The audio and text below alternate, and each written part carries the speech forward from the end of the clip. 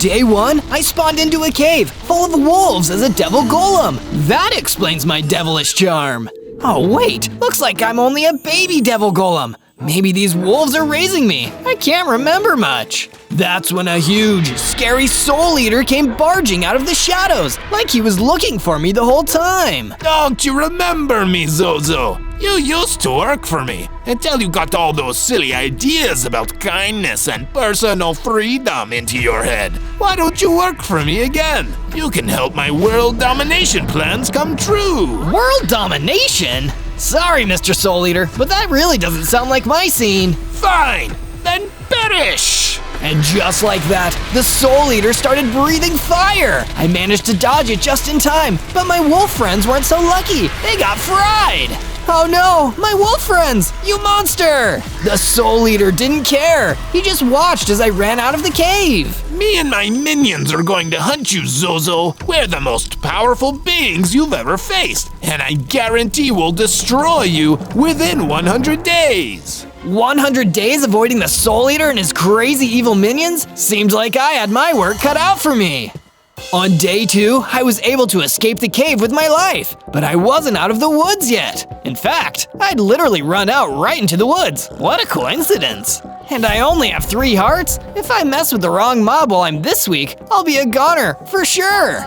So imagine how I felt when a djinn, a powerful magical creature, flew out of the trees and started attacking me. You don't normally find djinns in overworld forests, so he must have been one of the evil Soul Eater's minions. Can't you guys leave me alone? I don't even know what's going on yet. There's something wrong with all of my memories. But the djinn was no talk, all action. He started attacking me with his extreme speed and magical abilities. I didn't stand a chance against him. But just as I was about to give up hope, a glowing wisp suddenly appeared behind me. She seemed almost as frantic as I was. Quick, tell me, are you a good Devil Golem or an evil Devil Golem? I'm really trying my best to be a good one. Correct answer, stranger. As the djinn prepared another attack, the wisp grabbed a hold of me and teleported me out of there.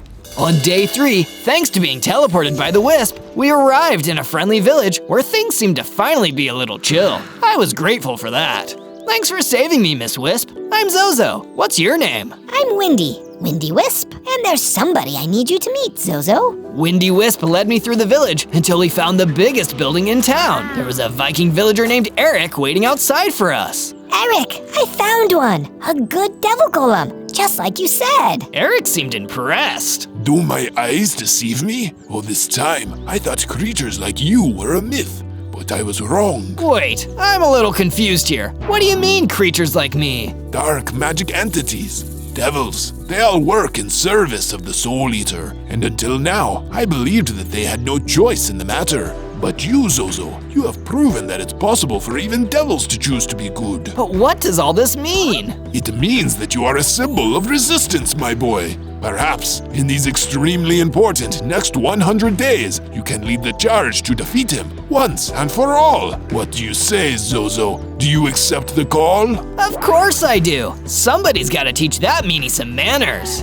That's what I like to hear. Windy, take him to the plains to start building his base. His training must begin immediately.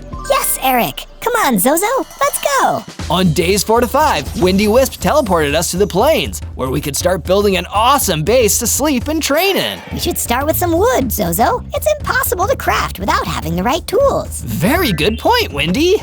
I used my tough Devil Golem fist to break down some trees and gathered enough wooden blocks and sticks to craft myself a wooden pick. This is pretty cool, I guess, but I think we can do a lot better. Using my wooden pickaxe, I started mining and gathering up some stone and other materials for the house. After that, it was easy to make myself a set of stone weapons and tools. Hey, that's more like it. It's building time, baby. I used some of my gathered wood and stone to start putting together a nice mansion. Of course, it had bedrooms for both me and Windy Wisp, so we'd have places to sleep. She was so grateful for the help, she wanted to give me a gift. This is a potion of strength, Zozo. I brewed it with my wisp magic, and I think drinking it will help you on your quest. That's awesome, Windy, thank you. I guess the only thing left to say is, bottoms up. I took a drink from the potion and immediately found myself getting bigger and stronger. I even gained 2 more hearts. 5 hearts? Nice! I'm moving up in the world. On day 6 to day 8, Feeling a little more confident about myself with the base and my new size and hearts, I decided to wander the plains. Maybe if I search around enough, I can find something that'll help me get my memories back. But instead, I found something wild, a mage getting attacked by a Gru, a scary floating demon. Excuse me, young Devil Golem, can I get a little help here? The name's Zozo, and help is on its way. I pulled out my stone sword and started attacking the Gru. My first real fight. How exciting! The Gru fought back and knocked off one of my hearts, but in the end, I managed to defeat it and save the mage from its wrath. Thank goodness you turned up, Zozo. You really saved my bacon there. I don't know how I could ever repay you. Oh, don't worry, mage. It's all in a day's work for me. I'm training to become a great hero and one day defeat the Soul Eater. So in the meantime, I'm happy to defeat any evildoer I can get my hands on. In that case, would you mind helping me out with something else? You see, I came to this forest to slay a banshee that was scaring away some of the local villagers until this Gru started attacking me. Perhaps together, we could defeat the wailing monster. A banshee? Sure. How hard can it be? Please promise me you won't make any more jokes like that, Zozo. Oh, okay, sorry. On day 9 to day 10, Mage and I traveled to the forest to look for the banshee. How do you know when we're getting close? Oh, you'll know. I was about to ask him what he meant when I heard the loudest scream I'd ever heard. Let me guess, that's the banshee. What was your first clue? I wanted to make a joke, but before I could, a banshee came flying out of the trees, right towards us. It was shrieking all the way. I wanted to run, but I knew I had to be brave and stand by my new friend. I drew my stone sword and got ready for a fight. Mage and I tried our best, but the banshee was much stronger than I expected. It knocked me down, then knocked the mage into a tree, and I knew we were outmatched. Let's get out of here. We ran away from the banshee before it could do any more damage. Dang, I was hoping the two of us together would be enough. I guess I have to get stronger first. In the meantime, you can stay with me at my base. You'll be safe there. Thank you. On day 11 to day 12, I returned home with Mage. I made sure to build him a room there, including a crafting bench and a chest. Thank you for the help and the hospitality, Zozo. Absolutely. Now that we're somewhere safe and we can rest, I was wondering, do you know anything about the Soul Eater? I know that he doesn't take kindly to his former employees leaving him for the side of good, which, as I understand, you did? Apparently, and now he and his minions are hunting me. Well, he's a nasty piece of work, and I don't know anyone who wouldn't like to see him finally taken out. If you need help, I'm on your side. Thanks, and I'll help you too. Once I'm stronger, we'll get that banshee. After Mage and I talked, I built some bookcases for the base. Mage brought me a book to add to the bookcase, and I found an unbreakable enchantment inside. Great, this will make my weapons stronger. Thanks so much. To finish out the day, I built a chicken coop and herded some chickens into it. Finally satisfied with the job well done, Mage and I both turned in for the night to get some sleep. From day 13 to day 15, I wanted to find new ways to get stronger so I could help with the banshee and eventually defend myself against the Soul Eater. So I went to Wendy Wisp for some advice. Well, I think getting more fighting experience is always a good way to get stronger. Maybe you should make a new weapon too. Something you can use to fight from a distance. Great idea! So I went out and gathered some wood and string and used them to craft myself a bow and arrow. Now it's time to take this thing out for a spin. I needed to try out my new weapon somewhere full of the biggest, baddest enemies possible. I know, I'll go to the Badlands. I ventured out to the Badlands and spotted Sudaramu, the giant scorpion, and one of the Soul Eater's minions, picking on a bunch of smaller scorpions. Hey, cut that out!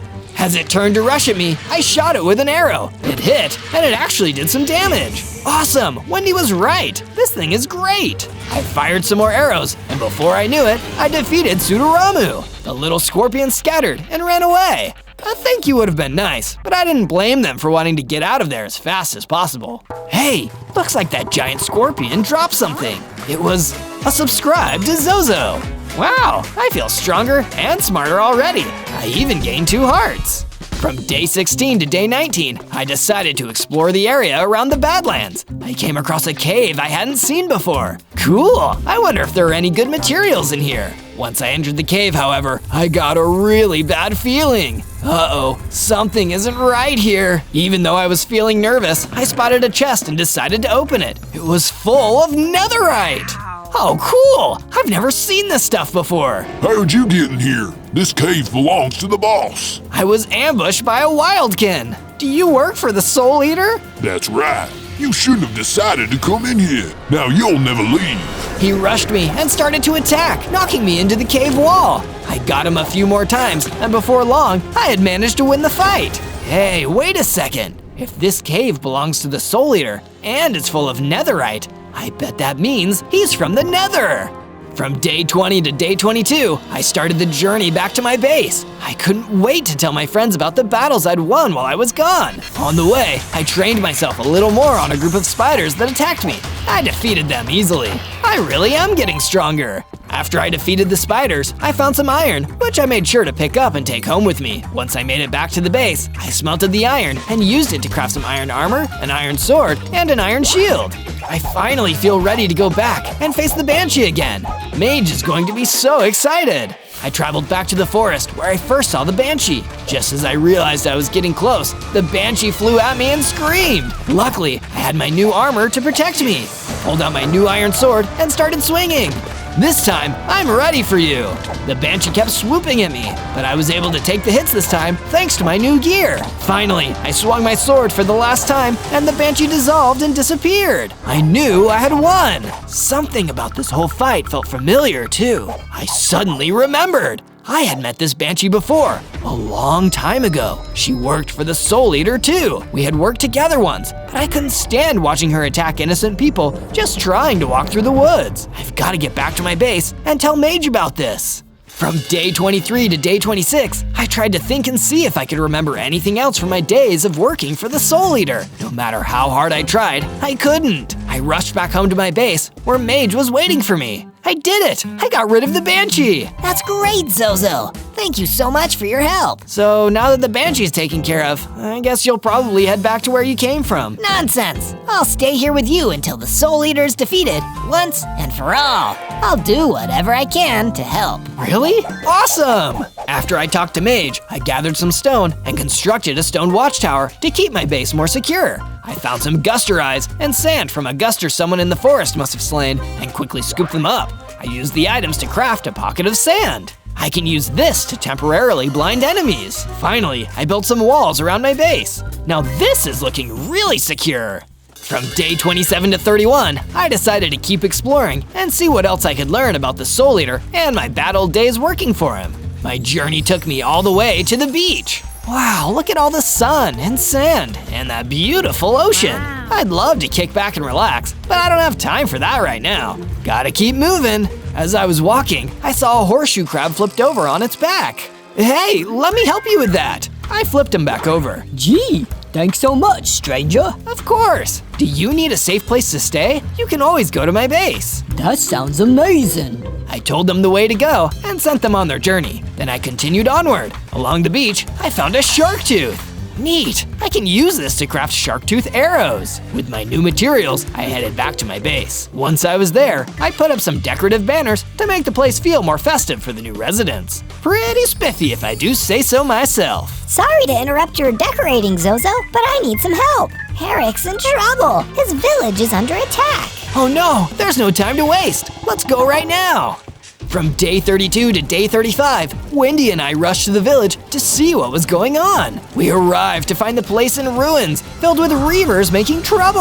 Oh no, they work for the Soul Eater. This is terrible. Luckily, we're here to help. I took out my bow and started firing arrows at the reavers, taking them out one by one. I was doing my best, but I definitely needed some help. Thankfully, Eric came running up to join the fight. I was so busy fending off the reaver who was attacking me that I didn't notice two reavers sneaking up behind Eric. By the time I noticed, it was too late. They both swarmed him and knocked him down. He didn't get back up. Eric, no! I rushed up and defeated the reavers that knocked him down, but Eric was already gone. There was no time to mourn. I had to take down the rest of the reavers. I finished up the fight and looked at the wreckage of the village. I couldn't save him. You did your best, Zozo. Don't blame yourself. Blame that evil Soul Eater. From day 36 to day 39, I needed to get my mind off of what happened to Eric, so I ventured out to the desert for a change of scenery. As I was walking through the sandy landscape, a little neck ran up to me. I pulled out my sword and got ready for a fight, but he was friendly. Hey, whoa, buddy.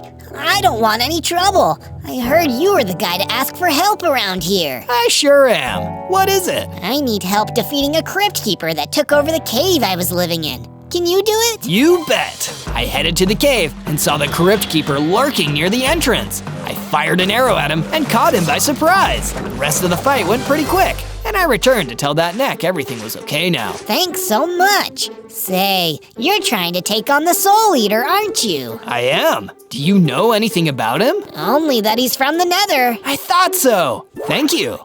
From day 40 to day 43, I headed back to my base from the desert. This place could use a little sprucing up. I decided to add some couches to give all my friends more places to sit and hang out. That looks much better. After I finished with the couches, the horseshoe crab I helped on the beach came to talk to me. Thanks for giving me somewhere to stay. I've been really lonely since my friends moved to the forest. Hey, maybe they could come stay here too. Would that be okay? Sure, I don't see why not. I built some additional rooms for the extra crabs, then headed out into the forest to find them. It was pretty easy to spot crabs in a forest, so I tracked them down and invited them to the base. They were excited to come stay with us. Thank you so much, Zozo. I'm sorry to ask for something else, but could you help me out? There's some mutant zombies making trouble out in the mountains, and I don't know any other hero who could help get rid of them. No trouble at all. I'll get to it. From day 44 to day 49, I arrived in the mountains. Okay, mutant zombies, where are you hiding? Foolish Zozo, the mutant zombies are long gone. These mountains are my territory now. The Soul Eater jumped down from the top of a mountain, landing with a crash. Did you think you could hide from me? I told you we were coming for you. No one walks away from working for me, not without consequences. I'll destroy everything you love and make you regret leaving. I don't even remember working for you. Doesn't matter. I'll destroy your base and eliminate all your little friends. Then you'll have no choice but to be my minion again. Never! I drew my sword and got ready for a fight, but the Soul Eater disappeared in a puff of smoke. In his place, he left behind a huge, strong Reaper. Uh-oh. Well, time to see how strong I really am. From day 50 to day 53, I battled against the Reaper. He was much bigger than me, but I had something he didn't, my trusty bow. I ran backwards to get some distance between us so he couldn't land any blows, and I started firing arrows at him. That was the advantage I needed to turn the fight into my favor. I'm a much better fighter now. Finally, the Reaper fell, and I knew I had won, and he dropped something. What's this?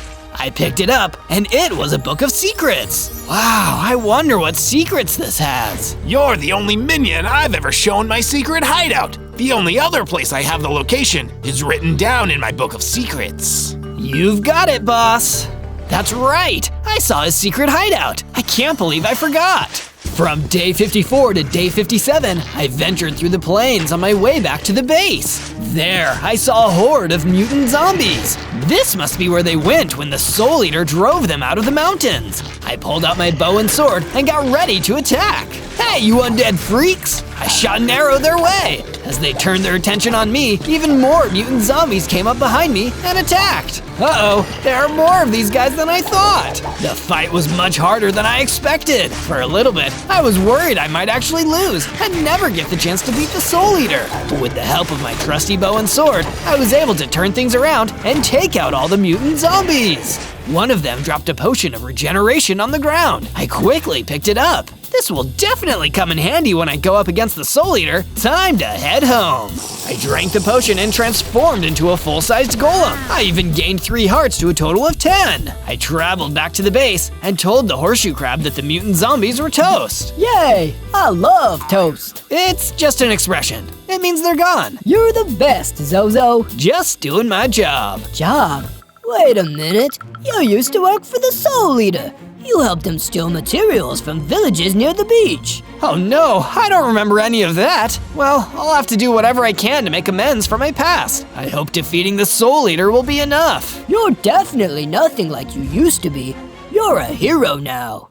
From day 58 to day 62, I decided to improve the food situation at the base. I built more chicken coops and herded some chickens inside. That's more like it. That should help keep everyone fed. Next, I decided it was time to upgrade my gear. Time to find more diamonds. I went exploring in the mines and dug as deep as I could until I finally saw them. Beautiful, sparkly, strong as heck diamonds. I took them back to my base and got to work crafting some diamond armor, diamond tools, and a diamond sword. I'd like to see someone try to mess with me now. Before I set off on my next journey, I decided to improve the base a little more. I built some chests for extra storage and added some flower pots for an extra decorative touch, too. This place is looking better every day.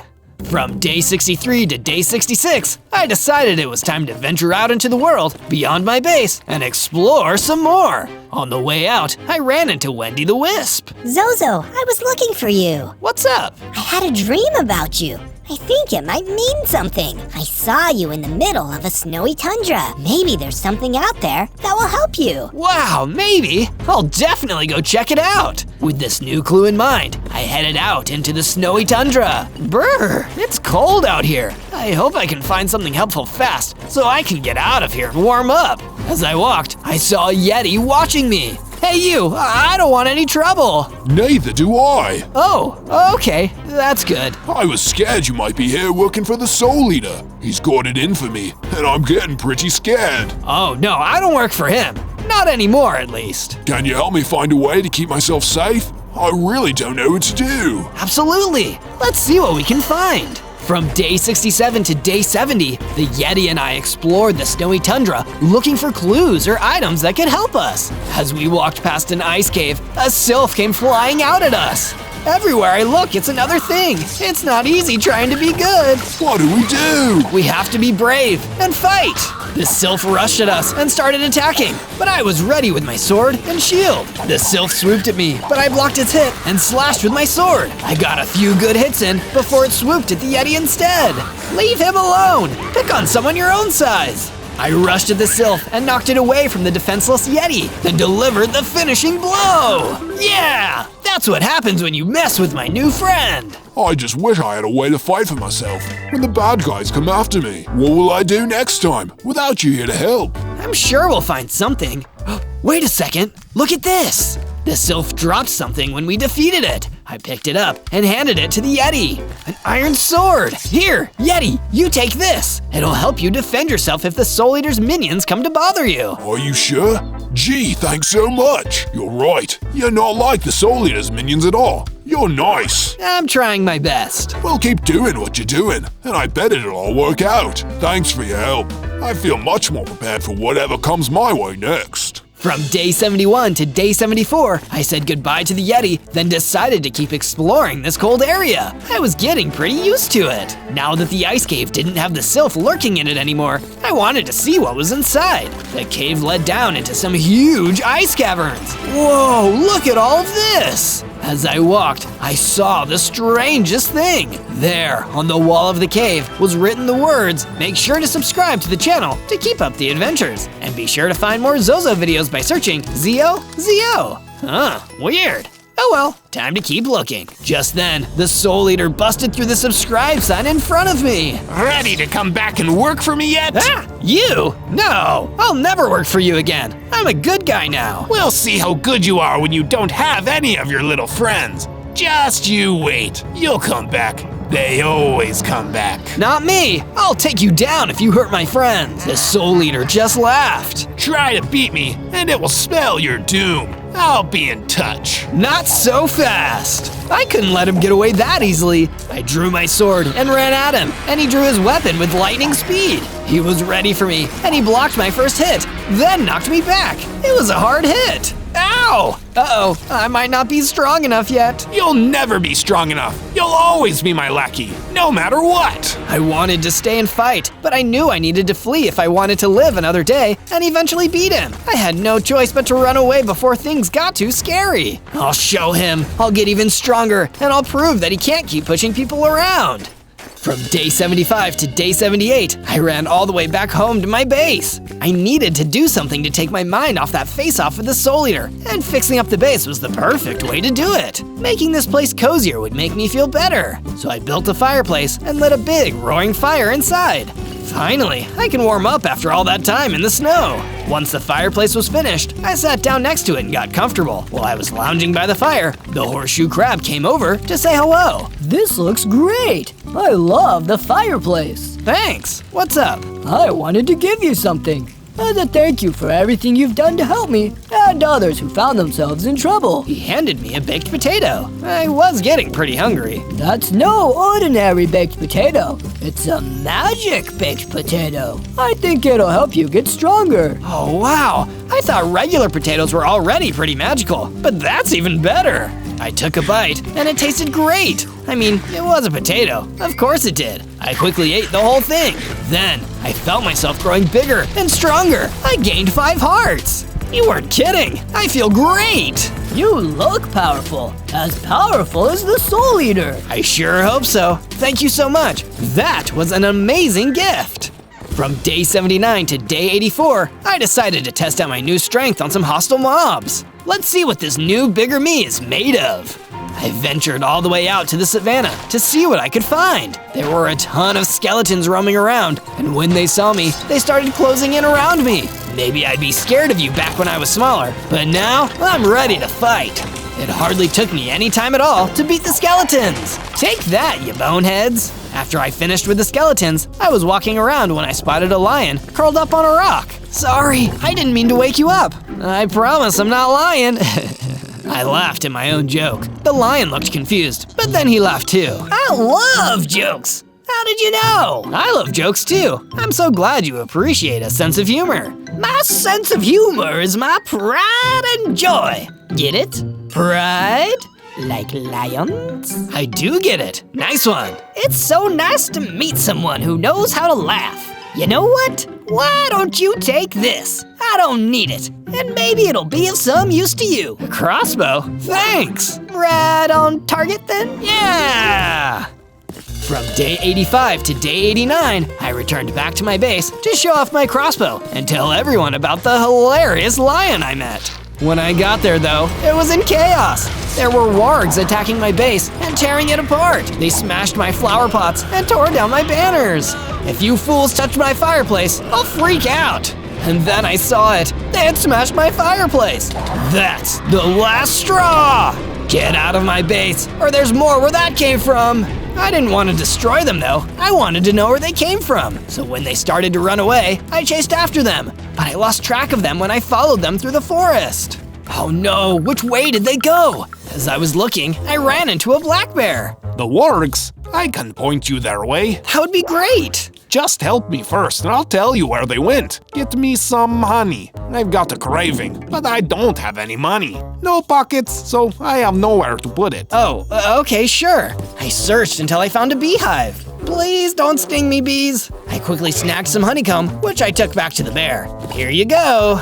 Yum. Okay, they went that way. Wait, couldn't you have just gone to the beehive the whole time? Yeah, but they might have stung me. This worked much better. I didn't have time to argue with this weird bear. I ran after the wargs. From day 90 to day 94, I ran in the direction that the bear pointed me in. I followed the trail until I finally reached the wargs, gathered together in a lair made of bones. I see you finally made it. Come, let's talk. I looked and saw a shade standing at the entrance of the bone lair. I followed him down into the lair. You were waiting for me? I was. The boss wants me to teach you a lesson. Make sure you finally learn your place. You think you're too good for the Soul Eater? You're wrong. I'm stronger now. I can take you. I'm the Soul Eater's second in command. You won't stand a chance. I ignored his Hans and rushed him with my sword. Less talking, more fighting. I swung my sword, but he blocked it, and he knocked me back. Hard. Uh-oh, he's strong. This is gonna be my hardest fight yet.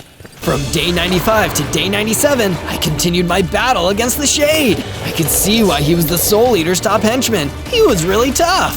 Definitely the toughest of his minions I had fought so far. Then, I realized I needed to get some distance from him.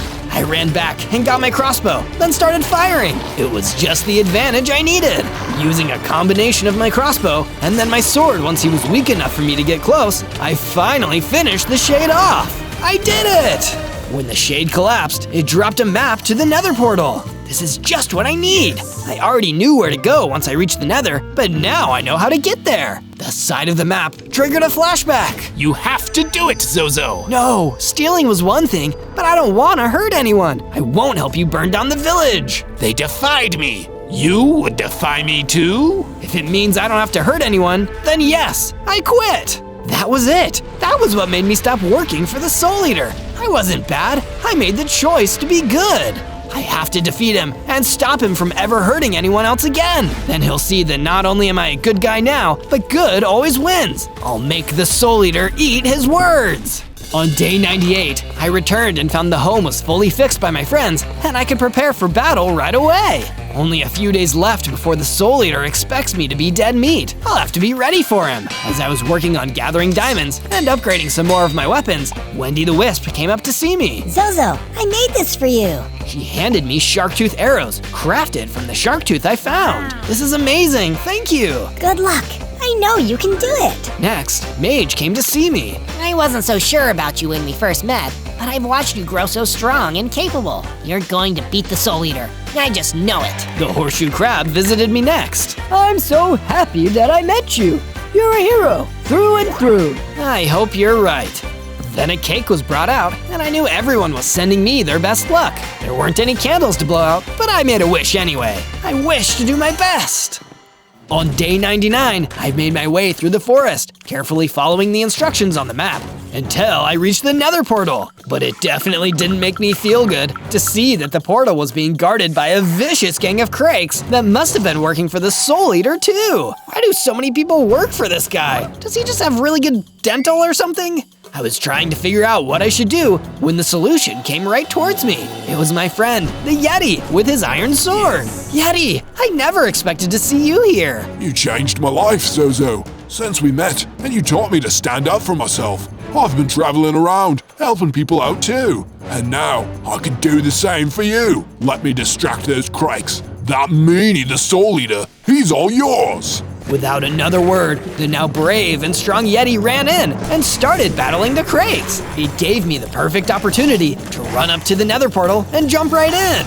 On day 100, I burst into the nether, ready to battle. My memories were starting to come back to me. I knew that the Soul Eater would be hiding in a nether fortress near here, amongst all that scary fire and lava. You can't hide, Soul Eater. I'm coming for you. I ran into the nether fortress. Remember that feeling, Zozo? Getting a little deja vu? We fought here once before, when you first started with all those silly notions about quitting. I hit you so hard you forgot who you were. This time, I'm gonna hit you so hard, you won't get up at all. Big talk, Soul Eater, but my memories are coming back. I worked for you for years. I know all your tricks, and I know who I am. I'm Zozo, and I'm a hero. Once a Devil Golem, always a Devil Golem. Let's just see about that. I tried to pull out my crossbow and get a lock on him, but he was too fast. He got up in my face, and I didn't have time to draw one of my weapons. We were about to throw down, hand to hand. You know, Zozo, to begin with, I wanted to get you back. Now, I'm going to fire you! And he meant that literally, because he tried to push me into one of the many nether fire pits. If I hadn't dodged, I'd be done for. You can't fire me, Soul Eater. I quit. I fought back, unleashing my full force and applying all the knowledge and strength I'd gained over these past 100 days. I kept attacking, kept forcing him back, not even giving him time to strike back. Soon enough, he was exhausted and standing right on the edge of the lava sea. The Soul Eater knew he'd been defeated. But you can't push me in, right, Zozo? Because you're a hero now, and pushing someone into lava isn't what heroes do. I guess you were right about one thing, Soul Eater. Once a Devil Golem, always a Devil Golem. No! With one more strike, the Soul Eater fell back into the lava, and he was gone forever. I was finally free. On day 1, I spawned in as a fire spider. Oh cool, I got 8 legs and 4 hearts. But whoa, I'm not a regular spider. I'm a fire spider. That means I have to avoid water no matter what. I should probably look around. I started testing out my new abilities. I can jump high, run super fast, and climb up walls. Woohoo! Just as I was jumping from tree to tree, a swarm of tarantula hawks started to attack. Ah, where did you come from? Quickly, I jumped off of the tree and started running away, but these guys were fast. They even took out some of my hearts. Ouch, I need those! Realizing that I couldn't outrun these guys forever, I decided I needed to fight. I wonder if I have something that could help me fight these tarantula hawks. Just then, I looked into my inventory and saw I had an item, Web Shot. Throw at your enemies to attack or stun them. This should work. Quickly, I put this ability into effect and started throwing webs at the tarantula hawks. Whoa, this is awesome! I managed to bring down several of the tarantula hawks with my Web Shot until there was only one left. He quickly fled before I could take him down. Ha! And stay out, you flying fiend! I proceeded to look around a little more before I decided to call it a night. On day 2, I woke up hungry and decided to make my first web. I placed it in the tree and waited. Soon, I caught a fly. Tasty. Then I went and took a look around. I stumbled upon a hole in the ground and decided to check it out. Maybe I can find some more fire spiders here. Well, I couldn't find any more fire spiders. I managed to find some stone, but I couldn't mine it because it required tools. I better go get some resources. Just as I was about to leave, a bunch of badgers started to attack. Ah, hey, what's the big deal? These guys were tough, but I managed to fling web shots at them and managed to defeat them. They dropped some loot in the process. I picked up a stone pickaxe and sword. Oh, these will come in handy. With the pickaxe, I mined the stone and even found some iron that I could use for later. Wow, this hole is great. After checking to make sure there were no more badgers, I decided to set up camp in the hole. After clearing out some space, I set up a little place for myself, and even started to build other houses, just in case some more spiders were to come. On day 3, I climbed out of the hole and started gathering wood from the surrounding trees. Just as I was about to bring down one of the trees, I heard a noise. Hey, stop that down there! Suddenly, a pigeon flew down from the top. What do you think you are doing? Oh, sorry, I didn't know anyone was living in this tree. Well, there is. You can't just go around destroying everything you see like some kind of barbarian. I didn't mean any harm, I promise. He sighed. Just be careful next time. Just as the pigeon was talking, a falcon came out of nowhere and started to attack. Oh no, not this guy. You better run, little fire spider. Instead, I used my web to attack the falcon and knock him out of the sky. Oh, thank you so much. That falcon has been attacking me and my friends for a long time. You're most welcome. I'm always looking for ways I can help. Why was he attacking you? He is a servant of the Lizard King, the evil ruler who enslaves animals with fear. Oh no, that's terrible. This Lizard King sounds like he's a real handful to deal with. My name is Percy, and I would be happy to help you with anything you need. Thank you, I could use help. You know, I have a place that you and your friends can stay to keep away from falcons. It's underground and I'm still building it. Would you like to come? Most of the time, pigeons don't like living underground, but that sounds like the safe idea. On days 4 and 5, I helped Percy put together some houses for him and his friends. This place is going to look great, Zozo. A safe haven away from the Lizard King. You're right. I'm gonna have to see if I can get more critters out of danger. I also don't know where any fire spiders are. Well, in the meantime, I will stay here and continue working. Before you go, I wanted to give you this. Percy gave me some iron armor and a sword, made from the iron I had found earlier. I thought it best for your journey. Take care, my fiery spider friend. Thanks, Percy. I will return. Soon I was off to find the Lizard King, when all of a sudden, the tarantula hawk I fought on the first day returned with even more of his friends. We shall have our revenge on you. They all started swarming me with their stingers. Ouch, leave me alone! With the new sword, I managed to defeat most of the tarantula hawks, but the main tarantula hawk was heading right for me. I will defeat you and take you to the Lizard King myself. He was tougher to beat than the other tarantula hawks. I even took some damage from him. You may be strong, but I won't be defeated. Dodging his blows with my speed and jumping ability, I kept on striking him until at last he was defeated. As he disappeared, he dropped some bronze armor as well as a beaker of poison. If I'm going to come in contact with any more of the Lizard King's minions, I'm gonna need this. On day 6 through 8, I continued my journey to find the Lizard King. Along the way, I managed to find a village. Hello, anyone here? I went through all the buildings, gathering supplies where I could find them, but could not find anyone. How could an entire village just vanish like this? I started hearing what sounded like voices from one of the center buildings. Maybe there are some villagers still here. After following the voices, I discovered who was in the building. It was the Lizard King. He had on a huge crown and had big red eyes. Yikes, those are gonna haunt my nightmares. Gathering up what courage I had, I charged towards the Lizard King. Hey, why are you being so cruel to all the creatures of this land? They just want to live peaceful lives, free from bullies like you. The Lizard King looked at me with those red eyes. The tiny fire spider who defeated my tarantula hawks. You will pay for your actions. Attack! Then all of a sudden, the floor started shaking, and from out of the ground spawned a giant desert centipede. Uh-oh, this could be bad. The centipede was strong, it had over 20 hearts, and it was quick. It's a good thing I can jump and climb, or this thing would surely take me out. Then I remembered I had the beaker of poison and prepared to use it on the centipede. Just as I was about to use it, the centipede attacked and knocked the beaker out of my hand, shattering on the floor. Oh no! The centipede grabbed onto me, shaking me around with his mandibles and shaking the hearts out of me. This is not good. Just as I was about to lose my last heart, the Lizard King commanded he let me go. That's enough. I still need subjects to rule. You really thought you could defeat me? Huh. Come back again when you are worthy.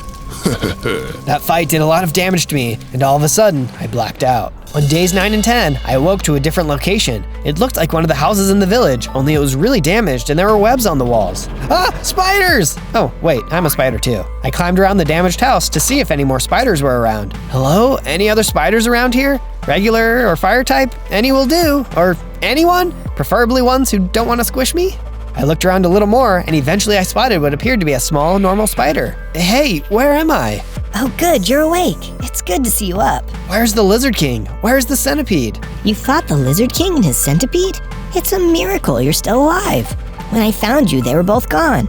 I was really worried you weren't going to wake up, but couldn't not help a spider in need. We brought you here to look after you. We? Who's we? Well, me and my brothers and sisters. Brothers and sisters? There's more of you? Oh yes, at least 700. We live in dark, shadowy areas near here, under the protection of Daddy Longlegs. Would you like to meet him? Sure. Oh, and what's your name? Marcy, I'm a jumping spider. Indeed. Lead the way, Marcy. On days 11 to 12, Marcy led me to a secret passageway where we climbed down into a dark hall. Through the hall, we came upon the cave of Daddy Longlegs. It was surrounded by several different spiders of all different types and sizes. Daddy Longlegs, here's the fire spider who fought the centipede. He is healed and wishes to meet with you. Proceed, good spider. I am Zozo, and I come to help fight against the evil of the Lizard King. You are indeed brave, Zozo, but I am afraid the Lizard King cannot be defeated. What do you mean? How can he not be defeated? He controls the predators of the animal kingdom, forcing us spiders to live underground. Any attempt we have tried to fight against him, he takes out numbers of us. I'm afraid it's too risky for our survival. I understand your concern, Daddy Longlegs, but we cannot keep living in fear. Someone has to do something. If nobody else will, then I will. But I know together we can do better, be stronger. Some of us might be squashed in a moment, but surely he can't stop all of us. Then I could hear Marcy cheering from the back. Huzzah! Huzzah! Her cheering led to all the other spiders starting to cheer as well. Huzzah! Daddy Longlegs looked convinced and agreed to help me. All right, Zozo, you have made your point. I will send some spiders to help you on your journey. Perhaps we truly can defeat the Lizard King. 3 spiders volunteered to help me on my quest. First was Taylor, a massive tarantula. Yeah, dude. Then there was Bruno, an orb-weaving spider. Do you need a web? I got a web. It's a nice web. Did I tell you about my web? This guy really likes his web. Yeah, man. Finally, there was Scarlet. She was a black widow. I can turn anyone's life into a tragedy. Well, I hope that will come in handy for us. Nice to meet all of you. Together, let's take this guy down. On days 13 to 15, we arrived back at my hole base. I didn't know how Percy and his friends were going to take there being more spiders, so I proceeded with caution. Hello, Zozo. Hey, Percy. Wow, you got a lot of work done. This base is looking even better than I thought it could.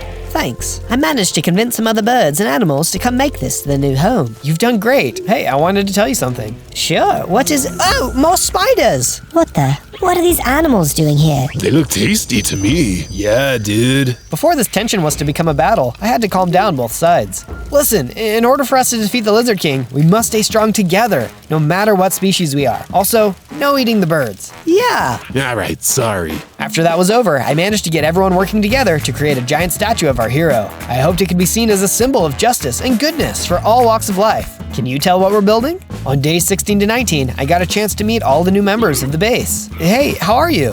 Good to see ya. Welcome. I even ran into some unexpected guests. Oh no, the badgers again. Wait, we're sorry for attacking you earlier. We just didn't have any other place to go. We saw how you built this place, and your friend Percy said it was okay for us to stay. So wait, we're all on the same team? Yep, we're also really sorry for attacking you earlier.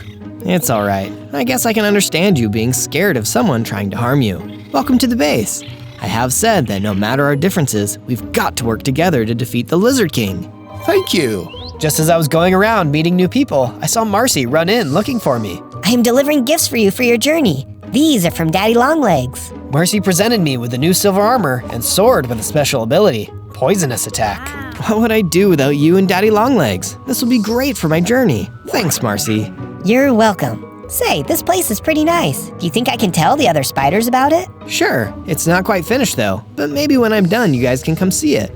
There's a lot of you, so I've got to make sure everyone is really impressed. Deal. On days 20 to 22, Taylor, Bruno, Scarlet, and I were off to catch the Lizard King.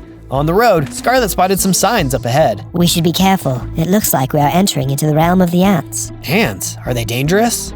They attack in numbers and can overwhelm any creature bigger than they are. Even someone like Taylor? Yeah, dude. Well, then we will definitely be cautious. I can't imagine anything worse than being dogpiled by a bunch of creepy crawlers. We scoured around for a bit, when all of a sudden a giant zombie praying mantis arose from under the ground. Gosh, he must have been attacked by the ants. Those guys are vicious. Yeah, now we gotta put him out of his misery. Bruno started making a web net to trap the praying mantis in, and Taylor threw it over to the mantis, trapping him. I think we got him. Just then, the mantis started tearing his way through the web net. Don't worry, guys, I got this. I jumped toward the praying mantis and started using my new sword. Say your prayers now, mantis. Within a few strikes, he was finally defeated, and I felt something inside me start to change. I increased in size and even had more hearts. My attacks felt stronger too, infused with even more fiery goodness. On days 23 to 26, we finally got to the anthill. We need to be cautious. The ants could attack if we are spotted. And I don't know about you guys, but I'm not interested in becoming a zombie fire spider today. Just then, a fireball flew overhead. It was the ant guards, and they were shooting at us with trebuchets. Ah, talk about fire ants! All of a sudden, Bruno started working on what appeared to be a giant slingshot. Oh, great idea! Scarlet had some TNT, as well as some flint and steel. We decided that would work perfectly for returning fire. Bombs away. We took out the trebuchet and sent the ants running into their hill. Way to go, team! On days 27 to 31, we decided to go inside the hill. Wow, these guys have been busy. Inside, we found a lot of cool items that I could use for the compound and the statue. Glowstones, I can use these. As we journeyed deeper into the caves, we saw a hidden message on the wall. Subscribe?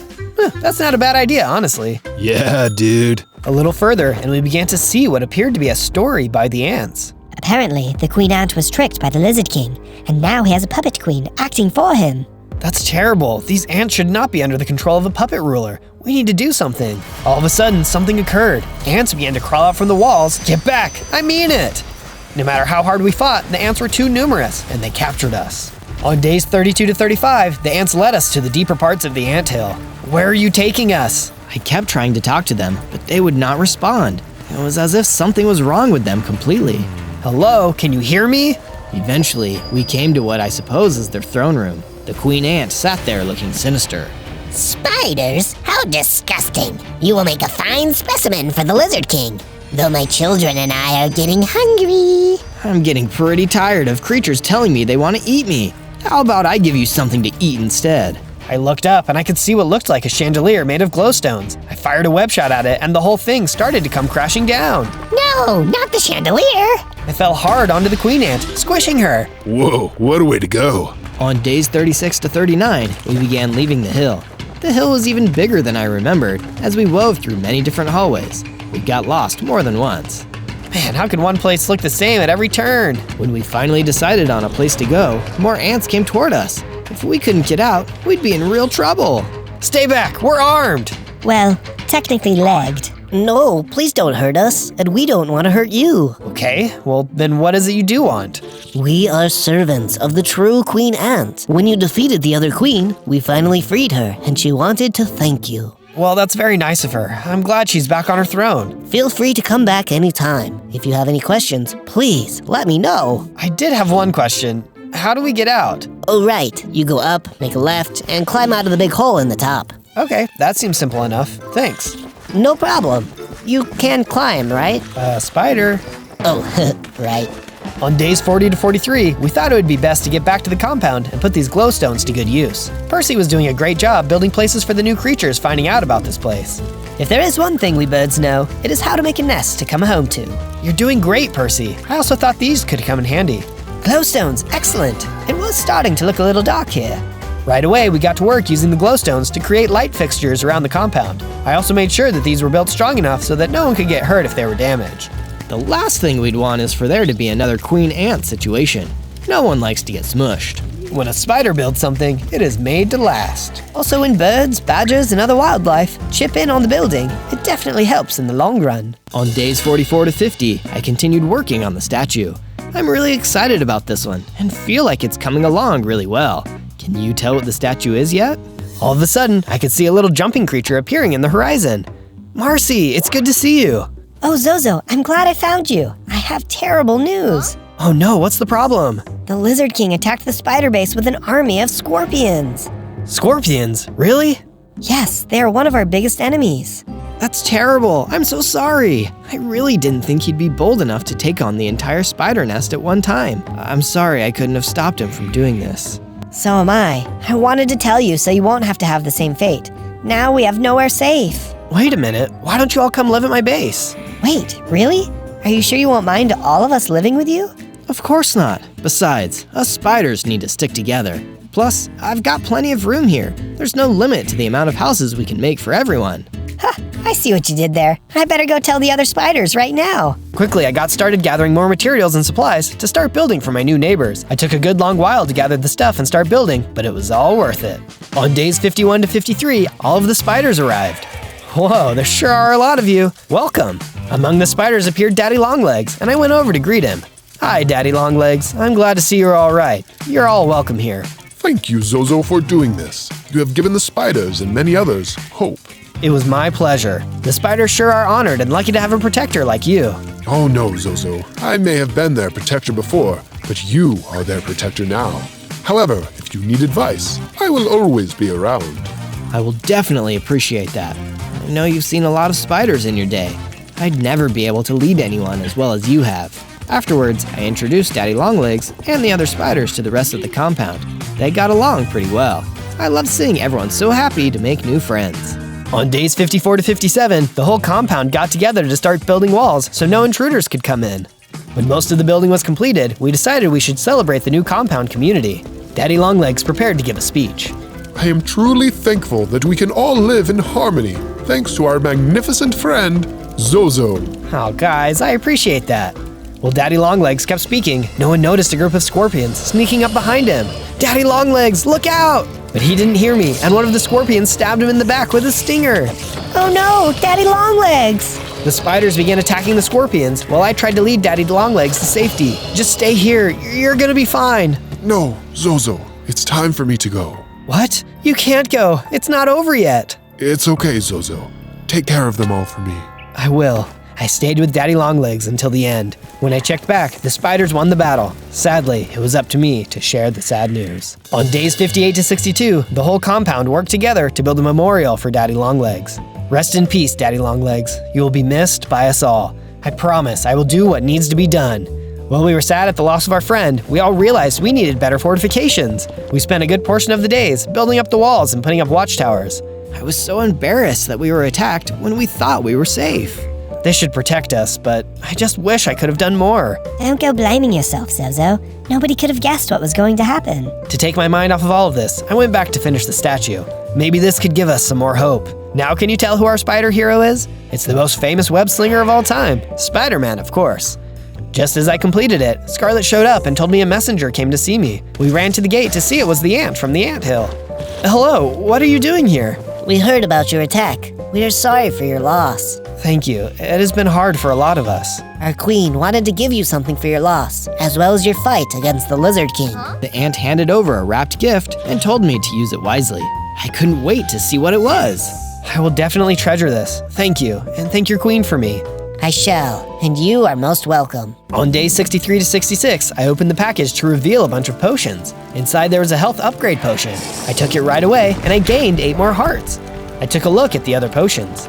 Stinger Shock can cause your enemy to be paralyzed and allow you to either heal or attack. Boy, if I ever run into that centipede again, I am gonna use this. I met with my friends and told them that this would be my final mission. Be careful, Zozo. I will. I promise to return. We have lost too many friends for me to fail. Good luck, Zozo. Go end this monster, once and for all. Yeah, dude. I said goodbye to my friends, and then I was off. All I could do was hope that I would see them again soon. On day 67 through 70, I journeyed off to find the Palace of the Lizard King. I first traveled toward the abandoned village where I first fought the centipede. I don't see him anywhere here. While I continued to look around, I spotted what appeared to be an ancient door. I wonder how long this has been here for. There was an inscription on the door that looked a little faded. I will with water when it rains. When sunlight comes, the water drains. To climb me is to achieve great gains. I quickly realized that it was a riddle and began putting it together. I got it! A water spout! The answer is a water spout! With this proclamation of the answer, the door cracked open to reveal a chest inside. I opened the box to show a full set of diamond armor and sword. I quickly put them to good use. Yeah, dude. I think I've been hanging out with Taylor a bit too much. On day 71 through 74, I traveled into the rainforest. Just as I was scurrying along the ground, a group of howler monkeys started throwing bananas at me. Oh, whoa! At least it's just bananas. One of the monkeys was huge. He must have been their leader. I started throwing web shots at him, trying to knock him out of the tree. You are not defeating me today! I managed to knock several monkeys out of the trees, forcing them to run away. The big monkey was the only one left. You might be strong, but you won't get me. With one last web shot, I knocked the monkey out of the tree and cornered him. Where is the Lizard King? Where is his palace? The big monkey gestured over in a direction. Afterwards, I went off that way. You know, that monkey looked kind of familiar. Yeah, it was probably nothing.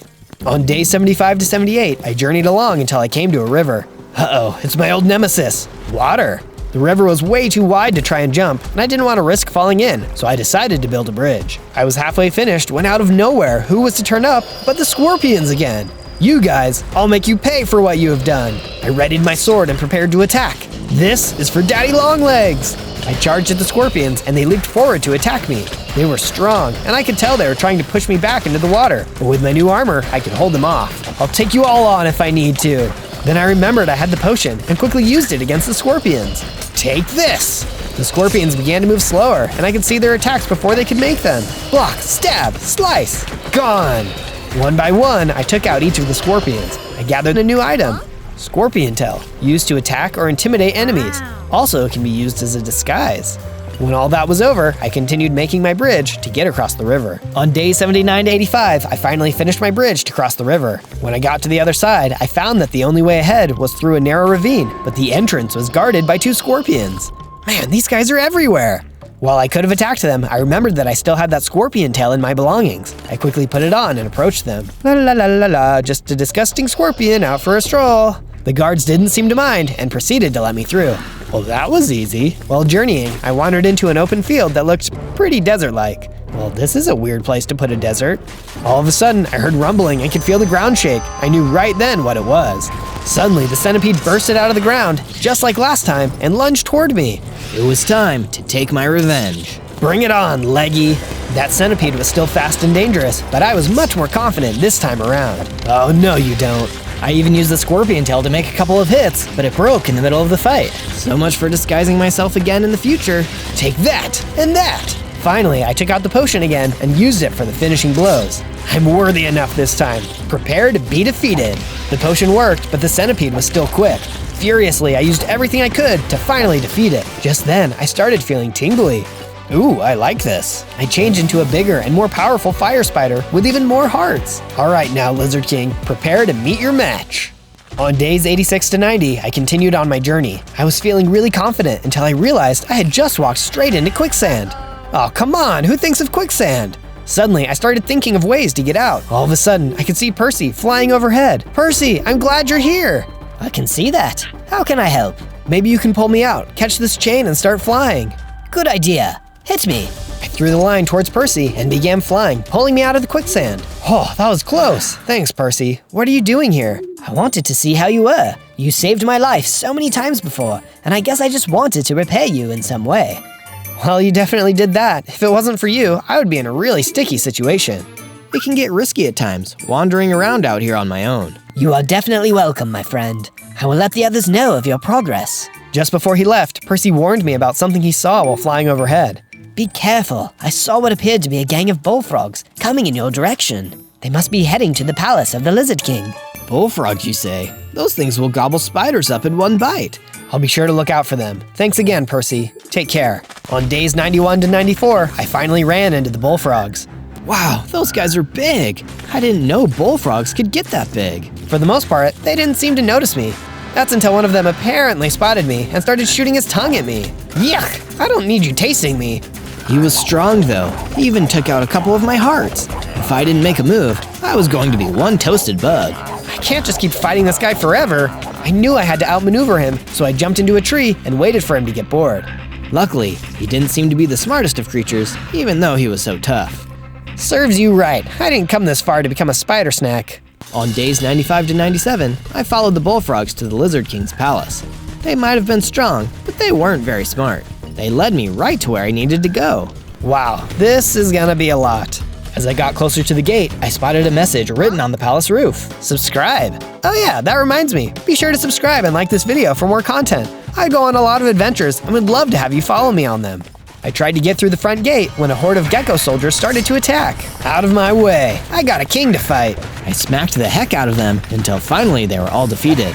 This guy really loved his amphibians. On day 98, I ran inside through the palace corridors to find the Lizard King. Wow, this place is pretty ornate for a lizard. Hey, that armor looks kind of familiar. Oh yeah, I almost forgot that I had an adventure as a knight. That was a journey. You guys should definitely go check it out when you are done with this one. Through different rooms, I would occasionally have to battle some of the gecko soldiers. Don't you guys have anything better to do? Despite looking all throughout the palace, I couldn't seem to find the Lizard King anywhere. I was getting disappointed and even losing a little bit of hope. I turned around and I could see what appeared to be the ghost of a long-legged spider. Daddy Longlegs, is that you? Yes, Zozo, it is I. I told you that I would always be there to help you. Don't give up. You are so close to the end. You're right, Daddy Longlegs. I must continue. I'm scared though. I'm just a fire spider, and I don't know if I'll defeat the Lizard King. You may be small, but you have the spirit of a giant spider inside of you, and it's time to let that spirit out. I'm going to grant you the power that made me so big. Something started to happen. Magic energy filled the room, and I felt myself changing once again. I transformed into a gigantic fire spider. I had so many hearts now. Thanks, Daddy Longlegs. On day 99, I finally landed in the throne room. The Lizard King sat on his throne with his big red eyes staring at me. Well, well, if it isn't the itsy-bitsy fire spider who defeated my minions. Looks like you aren't so small now, but I bet you're still weak. Come to face me at last? I will do what I must. Then you will croak. Just then, he flipped a lever, and the bullfrogs I had seen earlier came in. Oh no, not these guys again! Then I remembered I still had the potion, and was about to use it when one of the frogs grabbed it with its tongue. Guess I'm gonna have to do this the old-fashioned way. Using my wall-crawling abilities and spider jumps, I dodged attacks from the frogs and gave them some damage. It looked like my attacks were superpowered with fire strength now. Soon, all the frogs were defeated, though I could swear I missed one. Now it's just you and me, Lizard King. So be it. He charged toward me with lightning-fast speed, giving me strong blows that did cause some damage. You should not have fought against me, Spider. I am the Lizard King. Oh yeah? And how do you taste? What? Just then, the last frog I thought I missed shot his tongue out, grabbed the Lizard King by the tail, and sucked him into his mouth. No! I became hesitant because I didn't know how the frog was going to respond. Hey, you're that frog I fought with earlier. I'm sorry for hurting you. Truce?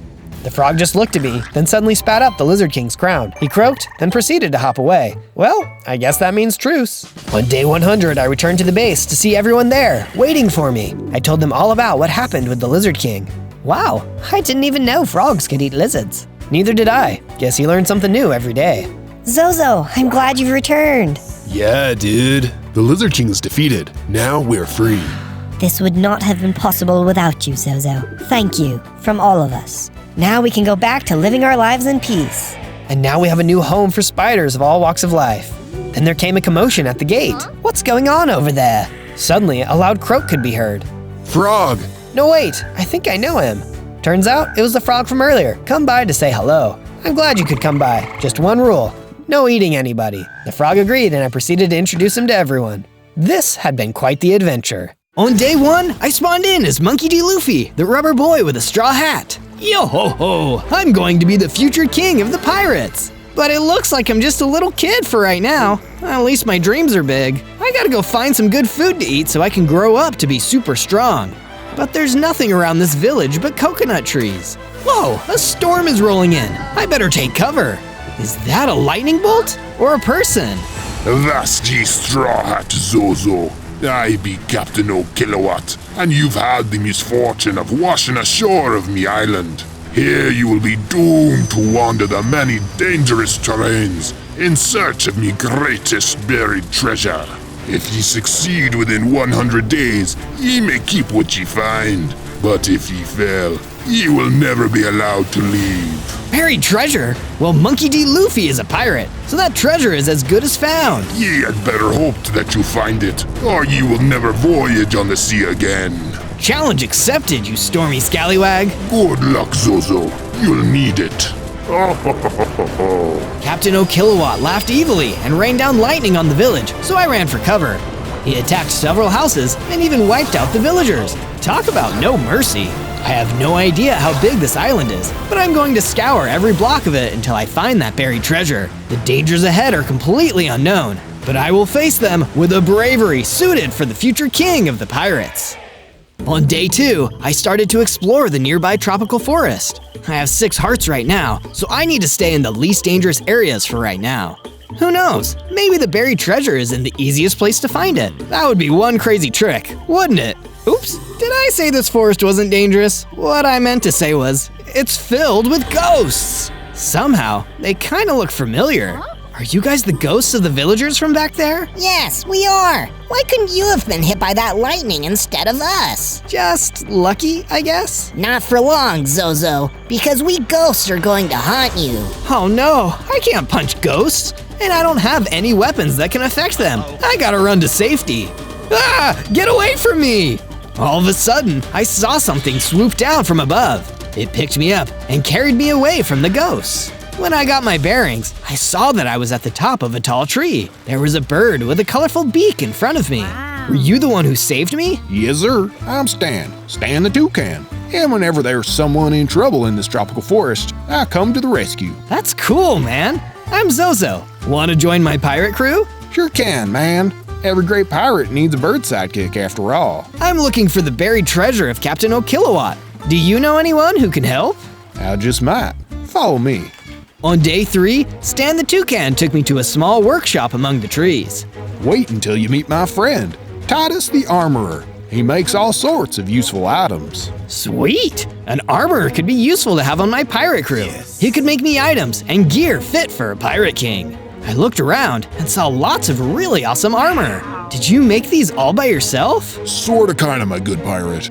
I do the crafting, but it takes brave adventurers like yourself to gather materials for me. I've had loot brought to me from all the terrain on this island, and I always take what I'm given and make it into something better. Neat! I've accepted Captain O'Kilowatt's challenge, so I'll be visiting all of the terrains myself. What can you tell me about them? Well, the main ones are the ancient ruins, the Cloud City, and the Misty Maze. Nobody who has looked for Captain O'Kilowatt's treasure has ever found it. But there's plenty of rare items I can make for you, if you bring me back stuff from each of them. So, you're saying I should visit each of those 3 terrains in the next 97 days if I want to have a chance at winning? Pretty much. I set off for the terrains without a moment's delay. Luffy never passes up a chance to adventure. He also never travels without his crew, so I took Stan the Toucan with me.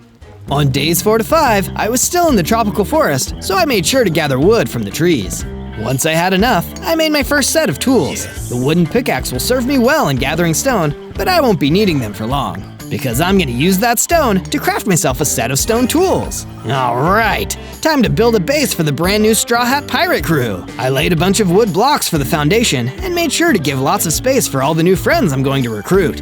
I get the captain's quarters, of course, and Stan gets a birdhouse all to himself. I too can believe this base is wonderful, Captain Zozo. Oh, I get it. 2 can. Well, 2 can play that game, Stan. Very funny, but leave the puns to me, won't ya? Gotta put a kitchen in here, too. I may not have a chef on my crew yet, but I am starting to get really hungry.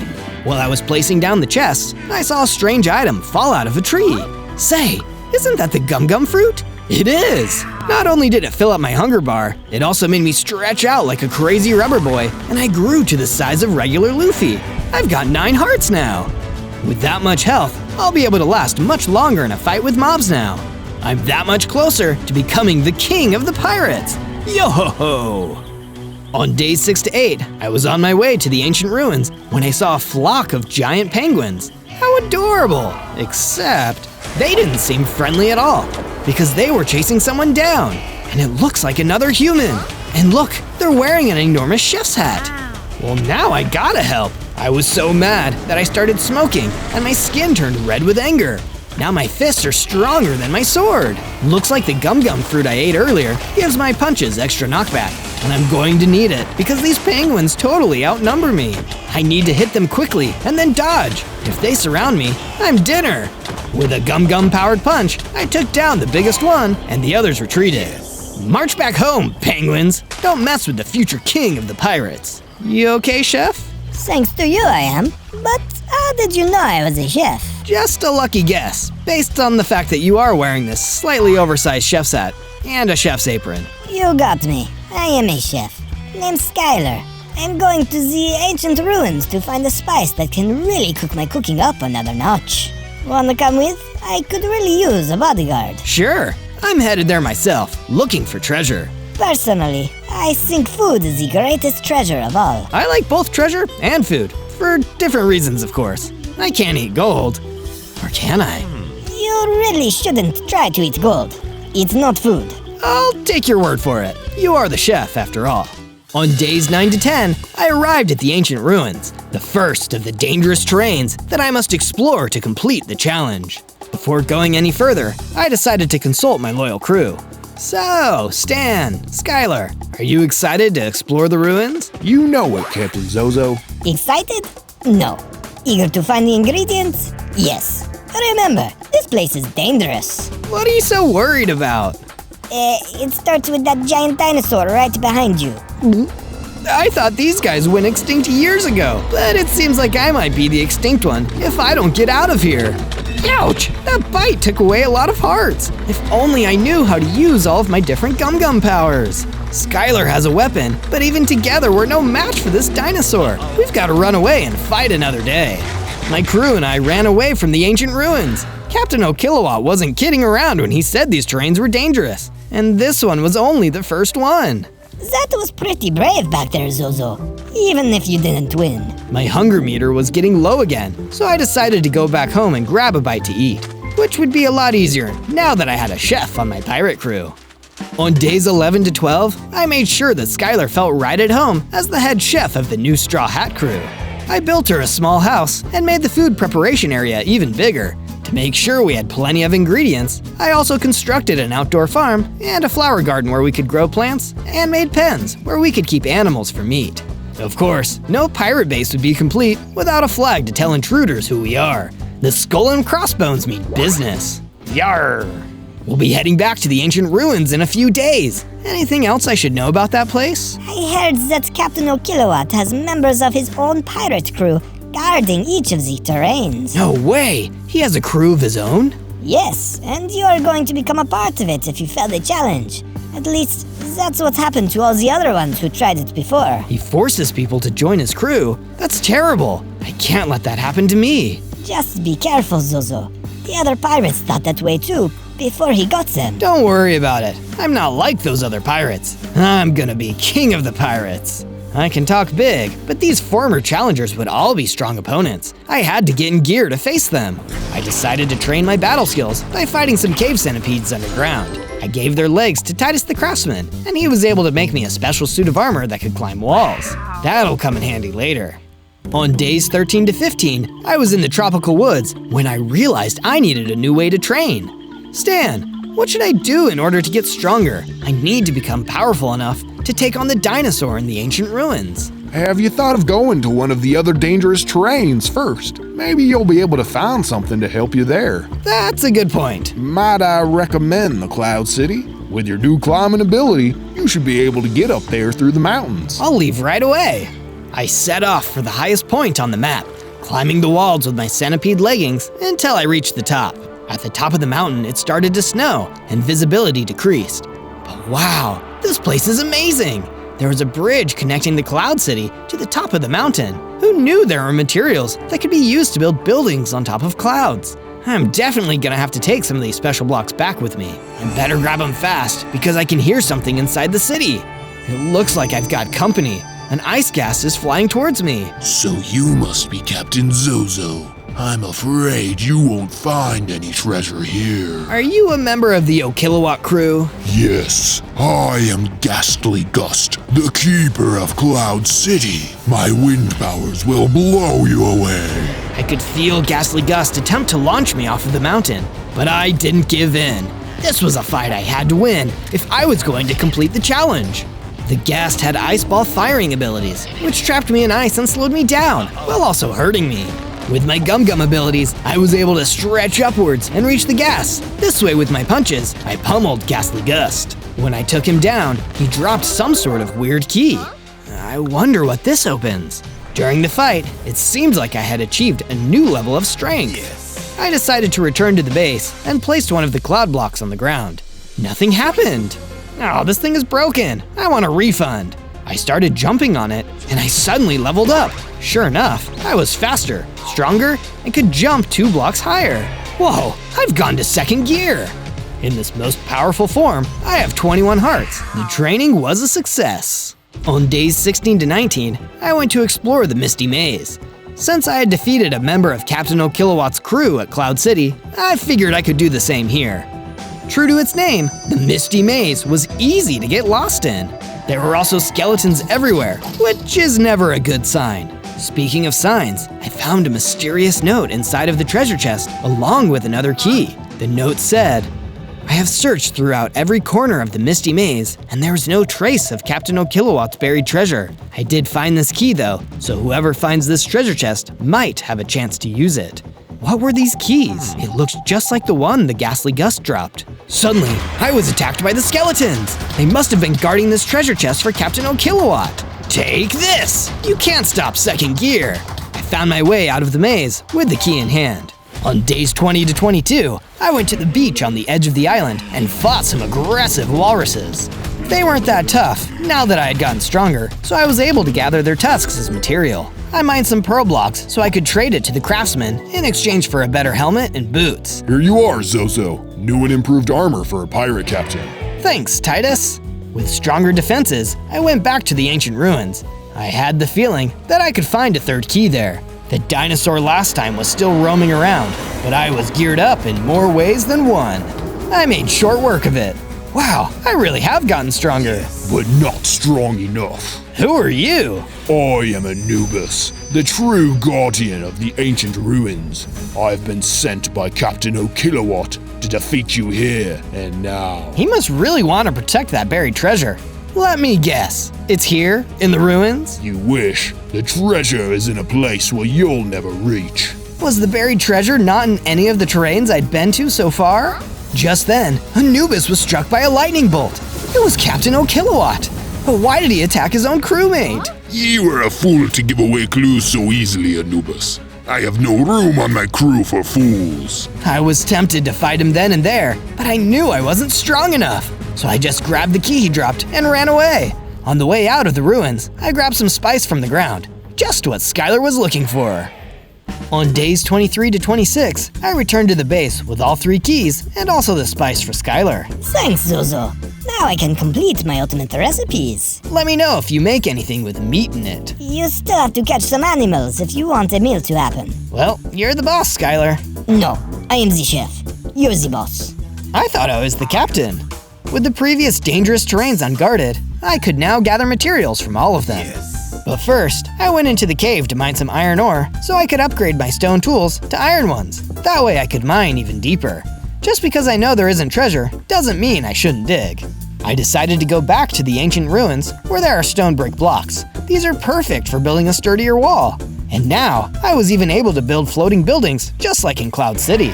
Borrowing some of the designs I saw in the Misty Maze, I created a series of secret passages that could be used to mislead any enemy pirates who tried to sneak into the base. Skylar came out of the house to give us a leash to help with the animals. I could use it for capturing animals, and I made sure to gather up some of the tastiest creatures I could find. I buffed up my defense by building a wall out of the strong blocks I had found. Even though the base was coming along great, I still wondered what to do with the 3 keys that I had gotten from fighting Captain O'Kilowatt's crew. I'd have to explore the island tomorrow and see if there was a way I could use them.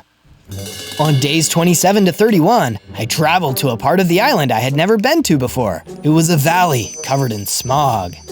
I wonder where it's all coming from. Even though it was hard to see, I could sense somebody sneaking up on me. Who's there?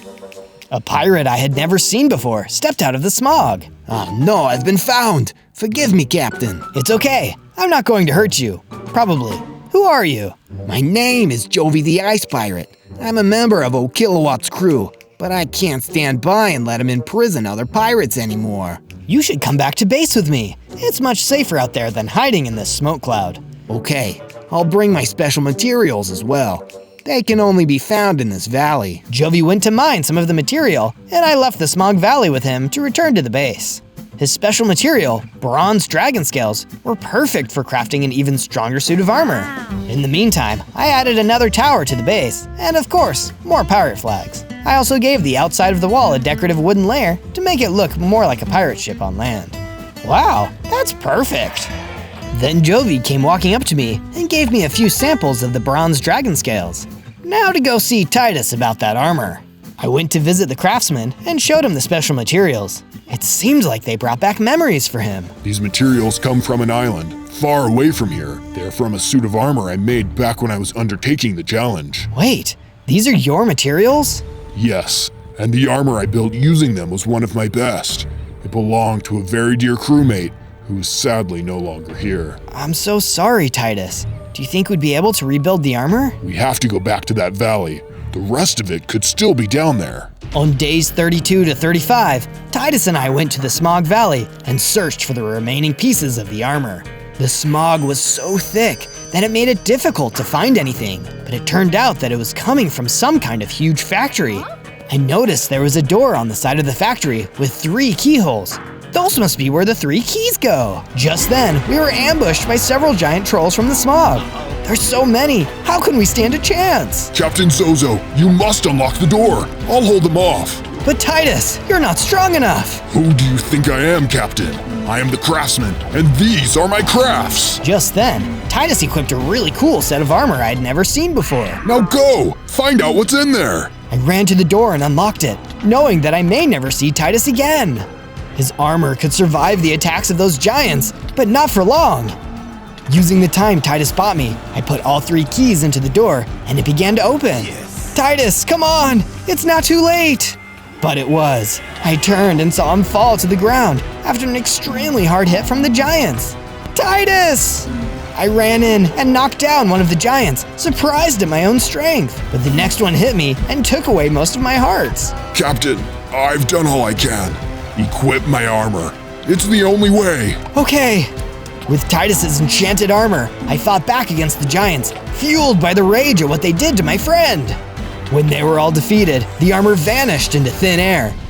It was gone, and so was Titus. On days 36 to 39, I went through the large door that led to the factory. It was dark inside, but I soon found a light switch. I flipped it on and saw this place was up to something really sinister. Giants, like the ones outside, were being modified on a conveyor belt to become tricked-out cyborgs. These must be Captain O'Kilowatt's secret weapons. What is he planning to use them for? Beep boop, intruder alert. Uh-oh, an evil robot. Time to show no mercy. I hit the mechanical menace hard, and he was launched back. Yes. I was ready to go for round 2 when the robot seemed to stop fighting. Where am I? Where's the rest of my crew? Where's Titus? You knew Titus, Mr. Robot Man? Yes, we were members of the same pirate crew. I was captured here and turned into a cyborg. No way! That's terrible!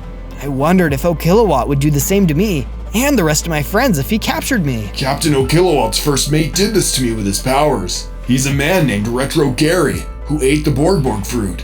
He has my real body. We have to get it back. Don't worry, we will! For Titus. Thank you! It seems like I was able to snap Titus's old friend out of his cyborg mind control. Sometimes you gotta beat the mob inside to save yourself. On days 40 to 43, I built a memorial to Titus on the front of my base. Rest in peace, legendary craftsman. You did everything you could, Zozo. Thanks, Stan. This base is the safest place on the island now.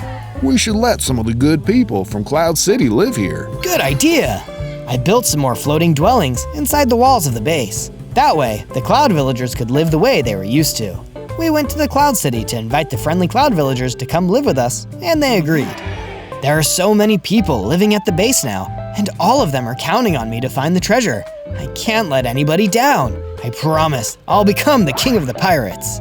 I believe you can do it, Zozo. Oh, hi, Jovi. How are you liking the base? I'm really grateful for the fact you took me in. I also thought I should tell you where you can find more of those materials I brought with me. You mean the pieces of Titus's armor? Yeah, there's more of it at my old hideout near the Smog Valley. It's in a badland where Captain O'Kilowatt tests his lightning powers. Sounds like I'll need to be careful, but it means getting the rest of those materials. I have to do it. For Titus! If I could complete that armor, I'd be able to face Captain O'Kilowatt and his secret weapons with my friend's ultimate work. I prepared for a journey to the Badlands. On days 44 to 49, I traveled to the Badlands. Lightning strikes had destroyed this place. There were no mobs anywhere, not even friendly ones. But there was Captain O'Kilowatt. He was practicing his lightning strikes, just like Jovi said. I see you there, Zozo. You're almost halfway out of days to complete my challenge. Are you sure you want to take me on now and cut it short? I'm only here for the rest of Titus's armor, O'Kilowatt. I'll deal with you later. Oh, how brave. But I'm afraid you have misunderstood whose armor it is. I am the one who controls the island, so everything on it is mine. I have already gotten those materials for myself, and I'm going to use them for my secret weapons. You mean those cyborg giants? Yes. In fact, I have a prototype for you to play with right now. Enjoy, Straw Hat Zozo. Captain O'Kilowatt disappeared by summoning lightning on himself, and one of those giant cyborgs showed up, armed with special futuristic enchantments. I was not going to back down. The cyborg was big and had a huge reach, but I was quick and ran around to avoid its attacks. I launched a barrage of second-gear punches at the cyborg, toppling it over. Some secret weapon you are, you belong in the recycle. But even that wasn't enough. The giant cyborg started chasing me towards a rock wall. On days 50 to 53, I was backed into a corner. The giant cyborg was still attacking me in a canyon. I climbed up the wall with my centipede leggings and dropped down to strike from above. Gum Gum Battle Axe! That one looked like it did some real damage. I had to keep going while I had the advantage. The mob was really strong, but I managed to knock it out with some more punches. Man, that was just one of those secret weapons. If more were unleashed, I don't know how I could win. I need to go home and eat some good food. I couldn't worry about that now though, because the giant had dropped some of Titus's armor pieces. When I touched them, I could see Titus and his crewmates in the past. I could see them exploring all of the Misty Maze, Cloud City, and the ancient ruins. All of them are wearing powerful suits of armor. In the ancient ruins, Titus even knocked down a tree with only one swing. That's how strong he was. It seemed like they almost defeated Captain O'Kilowatt back in the day, but Retro Gary helped out and turned Titus's friend into a robot. He destroyed the armor, and using a slingshot, he scattered the pieces of it throughout the Badlands in the valley. I had no idea Titus had been holding on to so much sadness. I'll make sure to complete the challenge so that nobody will ever have to face a defeat like that here again. On days 54 to 57, I made my way back to the factory to see if I could learn any more from Titus's robot crewmate. When I arrived on the inside and flipped the switch, I saw that a bunch of the giants had broken the conveyor belt and started to run free. This is probably bad for Captain O'Kilowatt in the long run, but it's bad for me right now. Those giants seemed really angry. Looks like you could use some help. Thanks, Robo-Man. A friend of Titus is a friend of mine. Working together, we managed to defeat the ordinary giants. They dropped some kind of giant power-up too. I suddenly grew bigger and became Luffy, 3rd gear. Yo-ho-ho! It looked like I arrived at the factory just in time too, because the conveyor belt was filled with the rest of the armor shards. I wore these once, when I was fully human. They belong to you now. Thanks, Robo-Man.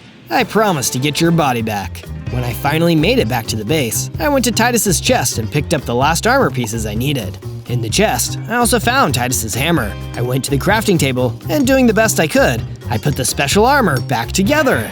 Somehow, it felt like Titus was watching over me, guiding me through the crafting process. I swung the hammer over the pieces on the crafting table, and the recipe was complete.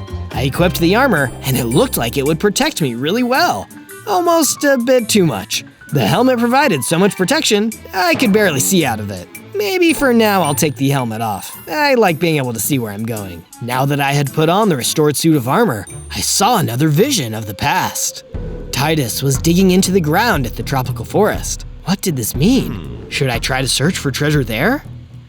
On days 58 to 62, I stocked the animal pens and loaded up the farm with all the delicious ingredients I found while exploring. Onions, rutabaga, sweet berries, and beetroot. Now the meals for my crew would be the tastiest of all time. Skylar made a big meal for everyone at the base. We set up a large picnic table, and for once, things were peaceful around here. Bon appetit. Enjoy your feast. Oh boy, there's meat, veggie, all of the food groups. This is the best.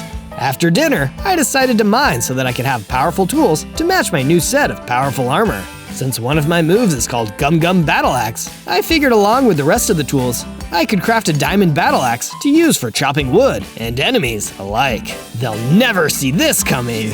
I decided to have the inside of the base look like a pirate ship to match the outside, and lined all the inner walls with dark wood. I made sure to keep lots of chests around to fill with gold. Can't have a pirate base without any treasure of our own. When all of this is over, I'll have O'Kilowatt's treasure in here too. On days 63 to 66, I went back to the tropical forest with Stan to see if maybe we could find the spot where Titus had been digging in the flashback. I don't see anything that looks like that place. What about you, Stan? Why are you asking me? I didn't see the flashback. Oh, yeah, right. You did say he was digging, so maybe you should try that hole over there. This looks a little deeper than the… Whoa, I'm falling in! I tumbled down into the shaft, leading deep down below the ground. If I hadn't caught myself with my wall climbing, that might have been it. But look at this place. There's a huge, empty chamber lit by torchlight. That's weird. It feels like there should be something in here. I dug around on the floor and found an unusual sarcophagus hidden among the rocks. It flung itself open, and out came a mummy. Back off, you gift-wrapped meanie! Thank you for setting me free. I've been trapped inside that box ever since my captain lost the silence challenge. Oh, sorry. I thought you were going to attack me. Say, what was your captain's name? His name was Captain Anubis. I was the most loyal member of his crew. Is he okay? No, I'm sorry. But I'm putting together a crew to stand up to Captain O'Kilowatt. Do you want in? Of course. I don't like that guy at all. Also, this place was supposed to be where his treasure was, but he only put me here. Where do you think the rest of it is? I don't know, but first things first, you've gotta help me get out of here. Oh, we can just climb out. Oh, right. Only I can do that. On days 67 to 70, I used the diamond tools I crafted to dig a tunnel leading back above ground. I broke open some of the blocks, and a devourer jumped into our path. It growled and hissed. Please tell me you're friendly too. It definitely wasn't, because it tried to devour me. I guess that's where the name comes from. If we don't defeat that devourer, we'll never get out of here. Don't worry, Mummy. I'm your captain now, and I won't let anything bad happen to you. I meant those words too. All the other pirates who came to this island before me may have lost their way, but I made a vow that I'd keep everyone safe. That's how I'd become the king of the pirates, and no devourer would stop me. After I finished it off, the mummy and I continued our progress towards the surface. No other mobs showed up to attack us, so the rest of the journey was easy. Before I knew it, we were back near the top of the hole inside the tropical forest. Stan was waiting for us, and he seemed happy to see that I survived. Great to see you, Captain Zozo. Well, who's that mummy guy with you? I was once part of the crew of Anubis, but after seeing the bravery of Zozo, I've decided to join up with you guys. Well, the more the merrier. We all went back to the base together and had another delicious dinner to celebrate our crew getting even bigger. It was great to see so many people joining the team. I couldn't help but feel like we were all becoming one big happy family. On days 71 to 74, I was in the Badlands when I saw smog was everywhere again. I decided to take a look around. It's kinda hard to breathe in here, but this looks just like the smog in the valley where I found that factory. That must be important. But what's even more important is that you find more of my adventures by searching ZOZO in the YouTube search bar. I walked for a long time before I saw exactly what I expected. Another factory for making those cyborg giants. I might have stolen back the armor pieces, but it seemed like Captain O'Kilowatt still hadn't given up on his plan. And there he is. I'll have to take him on. Foolish pirate! Have you forgotten that I train here? Taste me lightning! He started hitting me with lightning bolts. The armor was helping me avoid the worst of it, but he was too fast for me to get a lot of hits in. I realized I was still too weak to beat him, so I hightailed it out of there. I'll have to return to that factory later, but until then, the Badlands are off limits. That terrain is too dangerous to take lightly. On days 75 to 78, I was back at my base and doing some more work on the interior, mostly by making the dining room bigger and more decorated. This is the place where everyone eats together, so it's gotta look nice. While I was thinking about all the friends that were already here to stay, I was surprised to get a visit from the robot. Zozo, I've come to help you unlock the full power of the armor you are wearing. This armor can become even more powerful? Do you remember back when Titus wore his own special armor? How it made him way stronger than usual, while also granting him protection. Yeah, I saw both of you use that armor power in the flashback too. You can use it too. It was powered by the friendship between Titus and myself. That's our secret weapon. But how do I do it? I became friends with Titus while he was alive, but now he's gone. But I'm still here, Zozo, and I've come to give you what you are missing. I'm going to give you my friendship. Right. We fought together at that factory. We're definitely friends now. I accepted his friendship, and the power of the armor began to awaken. At the same time, so did my own power. I grew again, becoming Luffy 4th gear. Now I have 45 hearts. I'm almost strong enough to defeat Captain O'Kilowatt now. I can feel it. On days 79 to 84, I decided to destroy the new factory with my 4th gear strength and supreme armor. For Titus, of course. And also because now, I actually could probably do it. There are a bunch of those cyborg giants, but they were incomplete without the armor pieces that now made up my armor. You're no match for the power of friendship. My crew gives me strength. It was amazing to see how much stronger that I had become. These giants that were once going to be an unstoppable army were now completely unable to beat me. I feel like I can unleash even more strength. Gum Gum Super Jump! I grew massively, so I jumped on top of the factory, breaking through the roof. There were more robots inside the factory too. Look, he wears the captain's armor. Were these guys part of Titus's crew as well? Yes, we were captured and made into robotic servants by Retro Gary. Our real bodies are with him. Wow, I really need to do something about him. It seems like he's inconvenienced just about everyone. And how? Also, each of us kept a little bit more special material hidden away, in case the captain ever came back for it. Excellent! I could use that to make some tools out of it. Goodbye, diamond tools. Hello, special material tools. Now I've got a full set of armor and everything made of a material that gets stronger with friendship. I might as well call this stuff friend metal. On days 85 to 89, I got back to base, only to find that there were mechanized mobs attacking. Could there have been more cyborgs? No way, I thought I got rid of them all. Don't worry everyone, the captain is here to help. These cyborgs were made from the Devourers rather than the Giants. It seems like Captain O'Kilowatt had branched out and started making minions out of other things. They started retreating, but I'm gonna follow them back to the source. You won't get away that easily. I ran as fast as I could until I bumped into someone. It was another human, and they appeared to be carrying a bow and arrow. You can call me Sharpshooter. I came here from the Island of Snipers in search of buried treasure. I was challenged by a pirate captain who controlled lightning, that if I didn't— Sorry to interrupt, but I'll need to stop you right there. I'm actually on that quest right now. Oh, having any luck? Luck? Not exactly, but I'm doing pretty well at this point. Well, let me know how it goes if you manage to get the treasure. Thanks? Personally, I think it has been more trouble than it's worth. The real treasure has been the friends I've made along the way. On days 90 to 94, I found that the cyborgs had gone back to a third factory. Man, how quickly can they build these things? This one was the biggest factory of all, and I could tell why. Because Retro Gary was right there, ready to fight with me. Well, how do you do, Straw Hat Zozo? Your crew has become quite the source of trouble for my boss, so I'm gonna make sure that you're no longer a threat. You can't beat me, Gary. I've got the power of friendship on my side. Your power of friendship is no match for the power of my Borborg fruit. Cyborg Devourers, combine with me and go into Super Mecha Retro Gary mode. Retro Gary combined with all of the minions to become one super powerful cyborg. This would be a tough fight for sure, but if I won, I'd be able to get all of Titus's crew's bodies back. I swung my special material axe at Retro Gary, and it seemed to do a little bit of damage. He can be hurt, which means that I can win.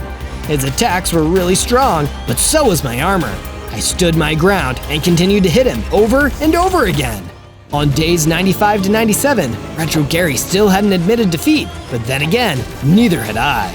Borg Blaster! Gum Gum Mallet! We traded attacks until I noticed some of the cyborg parts were starting to fall off of him.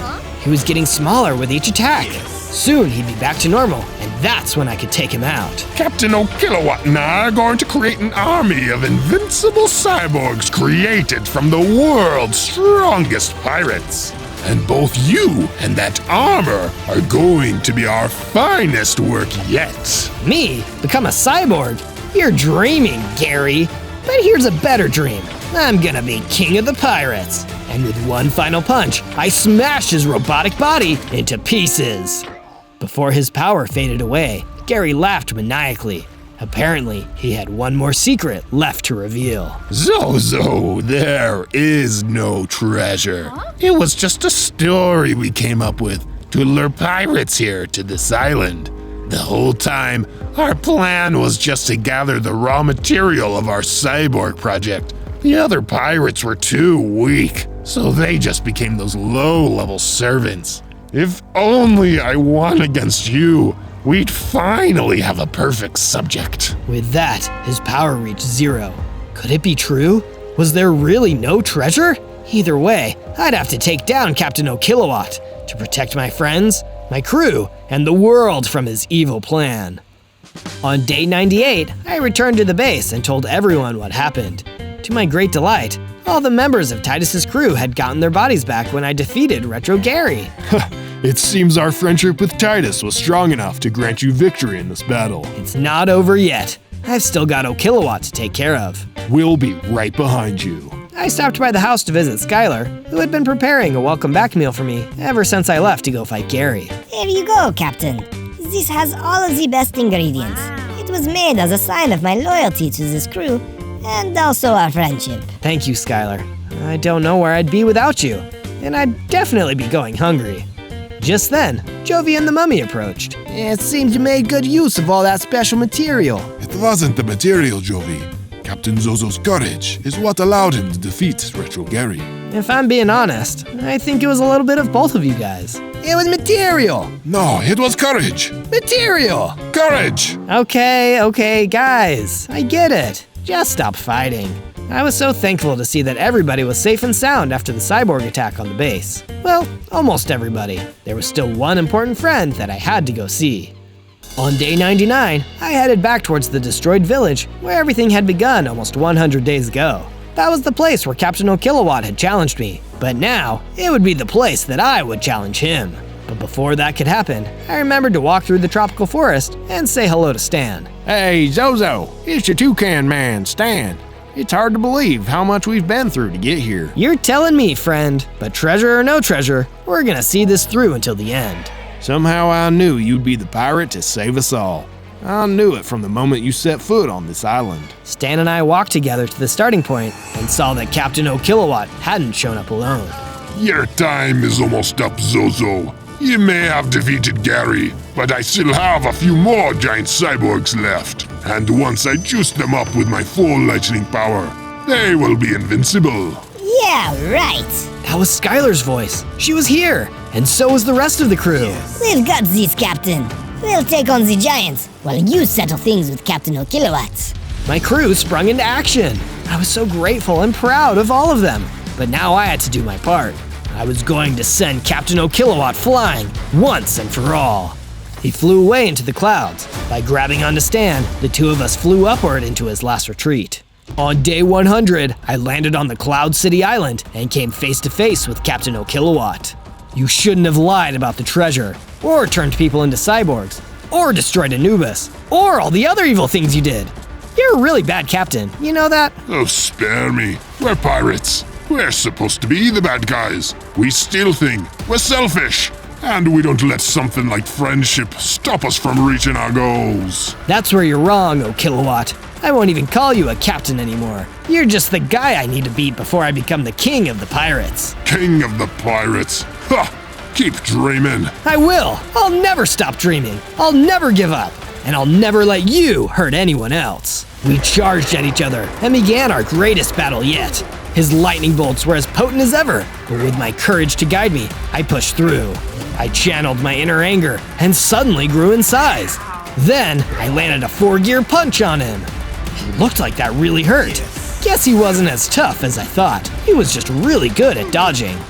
He was at the edge of the cloud, and I punched him super hard, sending him flying to another smaller cloud. I used my Gum Gum super jump ability to get to him. One more attack like that, and you're done. You'll never hit me again. I'm going to destroy this cloud with me lightning powers. Feel the storm. Sure enough, the clouds began to fall away beneath me. You can't make me fall. Too bad I had nowhere else to jump. This left me as an open target, and Kilowatt launched everything he had at me. This be the end, Zozo. No, it's the beginning of my dinner. I pulled out Skylar's welcome back meal and ate it. My health and hunger were instantly restored. Yummy! What? Good food from a good friend can weather any storm. You still can't hit me. Over here, Zappy. Stan flapped around near the bad guy's head. That was the only chance I needed. I jumped off my platform and smacked him in the face. Bye-bye, Gum Gum Fist! That did it! Kilowatt was sent flying into the distance, never to be seen again. As I fell back towards the ground, I smiled, because I knew there was no way this was the end. My entire crew sat on a trampoline made of cloud blocks to catch me. I landed safely among all my friends. They were the real treasure, one that could never be buried. And as Pirate King, I treasure them always.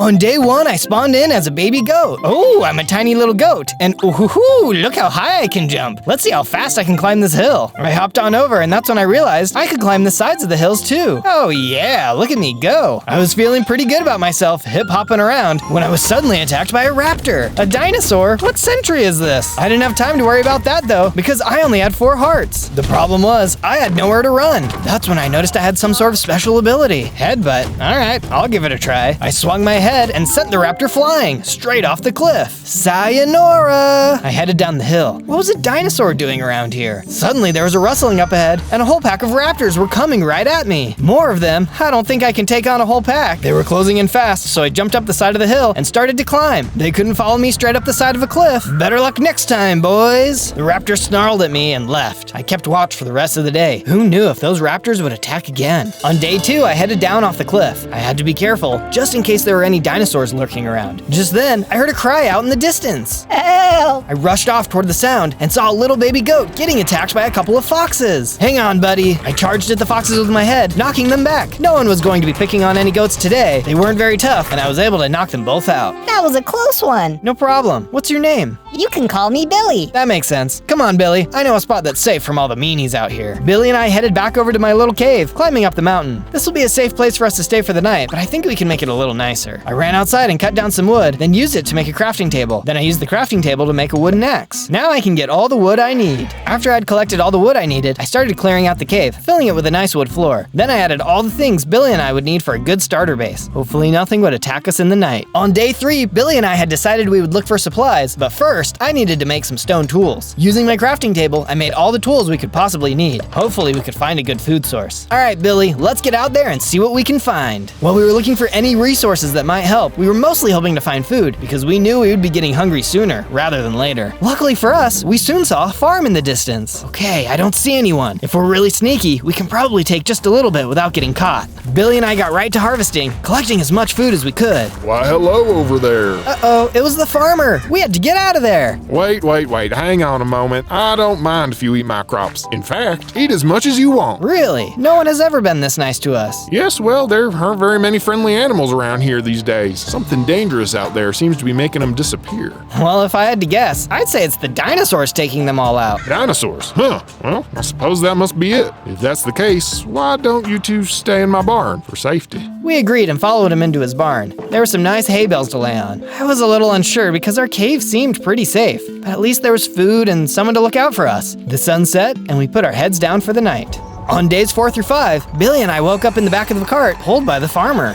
Hey, what's going on? The farmer didn't respond and kept looking ahead. That's when I realized we were all tied up and couldn't move. Where are you taking us? The farmer continued to ignore me. After a little while longer, we arrived at a small clearing. The farmer took us out and tied us to a post. Without saying a word, he got back on his horse and left. I've got a bad feeling about this. Just then, I heard a stick break and saw a pack of raptors walking toward us. We had no way to run. It looks like it's the end for us, Billy. Suddenly, the ground began to shake and there was the sound of heavy thuds. The raptors ran away. What's going on? Is it an earthquake? It was worse. A huge T-Rex came stomping around the corner and he had on some kind of weird-looking hat. Aha! My dinner is served. You look delicious. This dinosaur could talk. We had to escape. The T-Rex lunged at us, but we jumped out of the way, causing him to break our rope instead. Hurry, Billy, run! We took off into the woods. Hopefully we could escape. On days 6 through 8, we were still running for our lives. The T-Rex was hot on our tails. As we came through a thick section of trees, we managed to slip through, leaving the T-Rex behind them. I think we lost him. It was wishful thinking though, as he came stomping around the other side of the trees. Our chase soon led us to a river, and I hurried and swam across. Billy was still just a baby though, and his tiny legs couldn't swim very fast. It's okay, Zozo. Save yourself. Keep swimming, Billy. I won't leave you behind. Ugh, I hate getting wet. The T-Rex was so close, and I wasn't sure if he would make it. But at the last moment, he jumped onto shore, and we continued to run. We soon came bursting out of the forest, running across an open plain. Billy kept falling into small ponds, which was always a close call. Let's go, Billy. Maybe we can lose him in the trees. We ran into a purple forest, but it was no use. The T-Rex was still right behind us. Man, this guy must be really hungry. Come on, I have an idea. We circled back into the forest from before, and I headed toward a ravine I had seen earlier. A large tree had fallen across it, so Billy and I hurried and ran across. Before the T-Rex could cross though, I quickly cut the log, stopping him in his tracks. Nah, you silly goats. You got away this time, but no one can outsmart me now. I'll find you soon enough. The T-Rex turned and ran off. How are we going to survive now? On days 9 through 10, Billy and I were running back to the base as fast as we could. It didn't feel like there was anyone out here that we could trust. Soon, we had arrived back at our cliffside base. Well, Billy, looks like this is going to be our home for the future. Let's fix it up. I got right to work, making our base even cooler than before. I cleared out even more space than before and lined the inside with lots of wood. I also gave us all the equipment we'd need: beds, furnaces, and crafting tables. As far as I knew, we were the only animals that could climb up steep cliffs, so no one else was going to be climbing into our base. So check it out. What do you think of the base? What part do you like the best? With the base completed, I decided to head over to some nearby caves to mine some iron. Luckily, I was able to quickly find some, so I mined it out. I also found some coal, which I was going to need to smelt the iron. I hurried back to the base and got right to work, smelting down all of the iron ore into iron ingots. I then used those to make myself a full set of iron armor, and also used them to make an iron sword, a pickaxe, axe, shovel, and hoe. This is all going to be good for me, but I think Billy is going to need some armor too. With some of the leftover iron, I made Billy some of his own goat armor. He's gonna love this. I brought it down to his base and tossed it out to him. He could barely contain his excitement. We're ready for anything now. Tomorrow, I'm gonna get that farmer back. On days 11 to 12, I left the base to go get that farmer. He was going to have a lot of explaining to do for leaving us tied to a post as dinosaur dinner. As I was making my way through the forest, I heard a howl and was suddenly attacked by a pack of wolves. Why is everyone here so mean to me? I'm just a simple man trying to make my way in the universe. It's a good thing I had just upgraded my gear though, as I was able to defeat the wolves with no trouble at all. Soon, I was back at the farm and noticed it looked abandoned. Where is that farmer? Don't tell me he's hiding. I then checked the farmhouse and saw the farmer inside, packing his bags. What did you think you were doing, leaving us to be eaten like that? I hit the farmer and he started to fight back. He clearly wasn't ready for a fight though. Hang on just a second there. Please don't hurt me. And why wouldn't I? You weren't very nice to me. Okay, let me explain. Start talking, Slick. What's up with the T-Rex? That T-Rex is crazy. I don't know how he got here in our time or how he learned to talk, but he's been forcing me to feed him all my animals. If I didn't give him more, he was gonna eat me. I decided I couldn't do it anymore though, and I was gonna flee. Time to start myself a vegetable garden somewhere peaceful. I promise, I'm not a danger to anyone. I could tell he was sorry for what he had done, so even though I was still upset, I decided to forgive him and let him go. I left as he planted some vegetables I could use later. The farmer was no longer a threat, but what was I going to do about this T-Rex? On days 13 to 15, I arrived back at our base and headed up to Billy's room. When I entered, I barely recognized the place. Whoa, Billy, you've got a lot of work done. Your room looks awesome. Thanks, Zozo. I also thought it'd be fun if we built a special statue. Here, take this wool. I'll show you what to do. Billy and I headed out and got started on the statue. Billy was really excited about what we were building, and I thought it was coming along great. At least, as far as I could tell, it was pretty great. We soon finished the first part. Can you tell what we're building? I'm not really sure quite yet. I jumped down from the statue, and as I was walking, I was attacked attacked by a bunch of spiders. Oh look,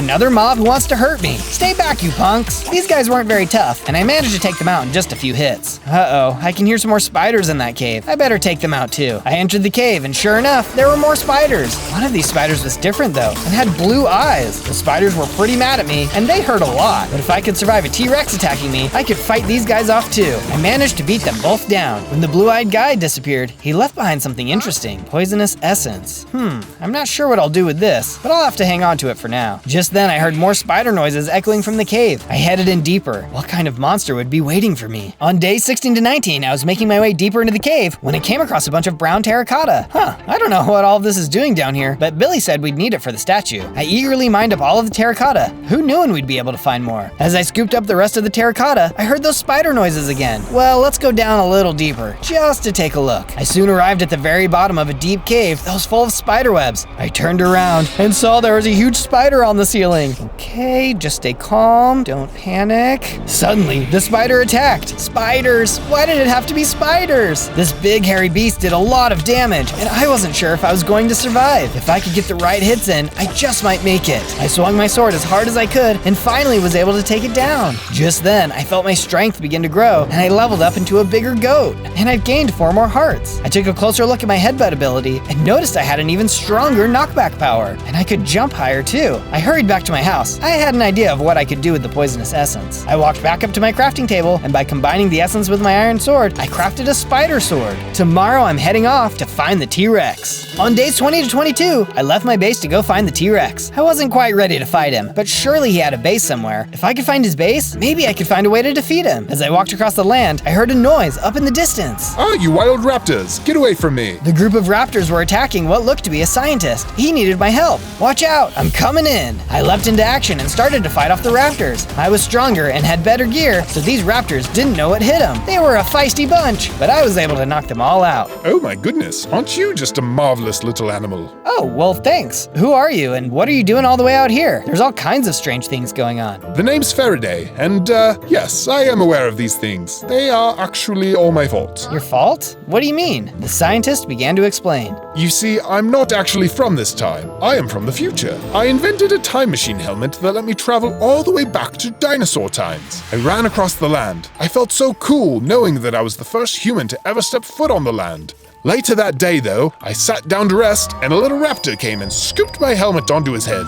This wouldn't have been the biggest problem, but that T-Rex came along, flipped the raptor into the air, and the helmet landed on his head. Thing is, though, my helmet also makes the user smarter, which is why the T-Rex can talk. I had an old prototype helmet that I used to chase the T-Rex through time, but it broke when we got to this present. Luckily, the T-Rex seems pretty happy to be here since there is plenty of easy food for him. Wow, that is not the story I was expecting to hear when I woke up today. So what can we do to get the helmet back? I have some ideas, but I haven't been able to test any of them out yet. That T-Rex's sidekicks keep attacking me. He must have brought them through time with him. Well, we've got a safe base built into a hill. How about you come live with us? You can do your research in peace there. That would be terrific. On days 23 to 26, I got right to work, building Faraday a lab at our base. There was all kind of technology that he wanted added, and it took a lot of hard work to get it right. But in the end, I was able to make him everything he would need to continue doing research. When it was complete, Faraday went and took a look around to make sure everything was in working order. Later on, I hopped in the elevator and took it for a ride myself. It was kind of fun riding in the elevator and getting to look out the window, but I'd still rather climb up the side of cliffs. I met Faraday in the front of the lab, and he told me how happy he was to finally get started. It was going to take some time for him to figure things out, but he said I should make sure I upgrade my gear for when we finally face off against the T-Rex. On days 27 to 31, I decided that I could use some more upgrades that could keep me safe from attack. Faraday told me there was a special item I could get from bears that could help me with this. Bears are super scary. I sure hope nothing goes wrong as I do this. I headed to a nearby forest and soon saw a small group of bears. With my spider sword in hand, I attacked. Very nice to meet you, sir. The bear didn't seem very happy to meet me and swung at me with their heavy claws. They were pretty tough, and it was a hard fight, but in the end, I was able to take him out. There were a couple of other bears nearby too, which I was able to quickly defeat without too much trouble. That's when I saw one of them had dropped what I was looking for. Oh look, steadfast spikes. This makes it harder for bad guys to knock me back. Awesome! I then noticed there were some fruit trees nearby, so I ran through the trees and collected as much fruit as I could. Fruits are the best. I always try to eat them when I can. After I collected the fruits, I decided to do some exploring. As I crossed an empty field, I saw a small house in the distance. Let's see who lives here. I knocked on the door, and a raccoon was inside. Who's out there? Hi, I just wanted to see who lived here and make sure you knew about the T-Rex running around. A T-Rex? Big deal. I have a bigger problem. A bigger problem? What could that be? My magic magic coal was stolen. Your what?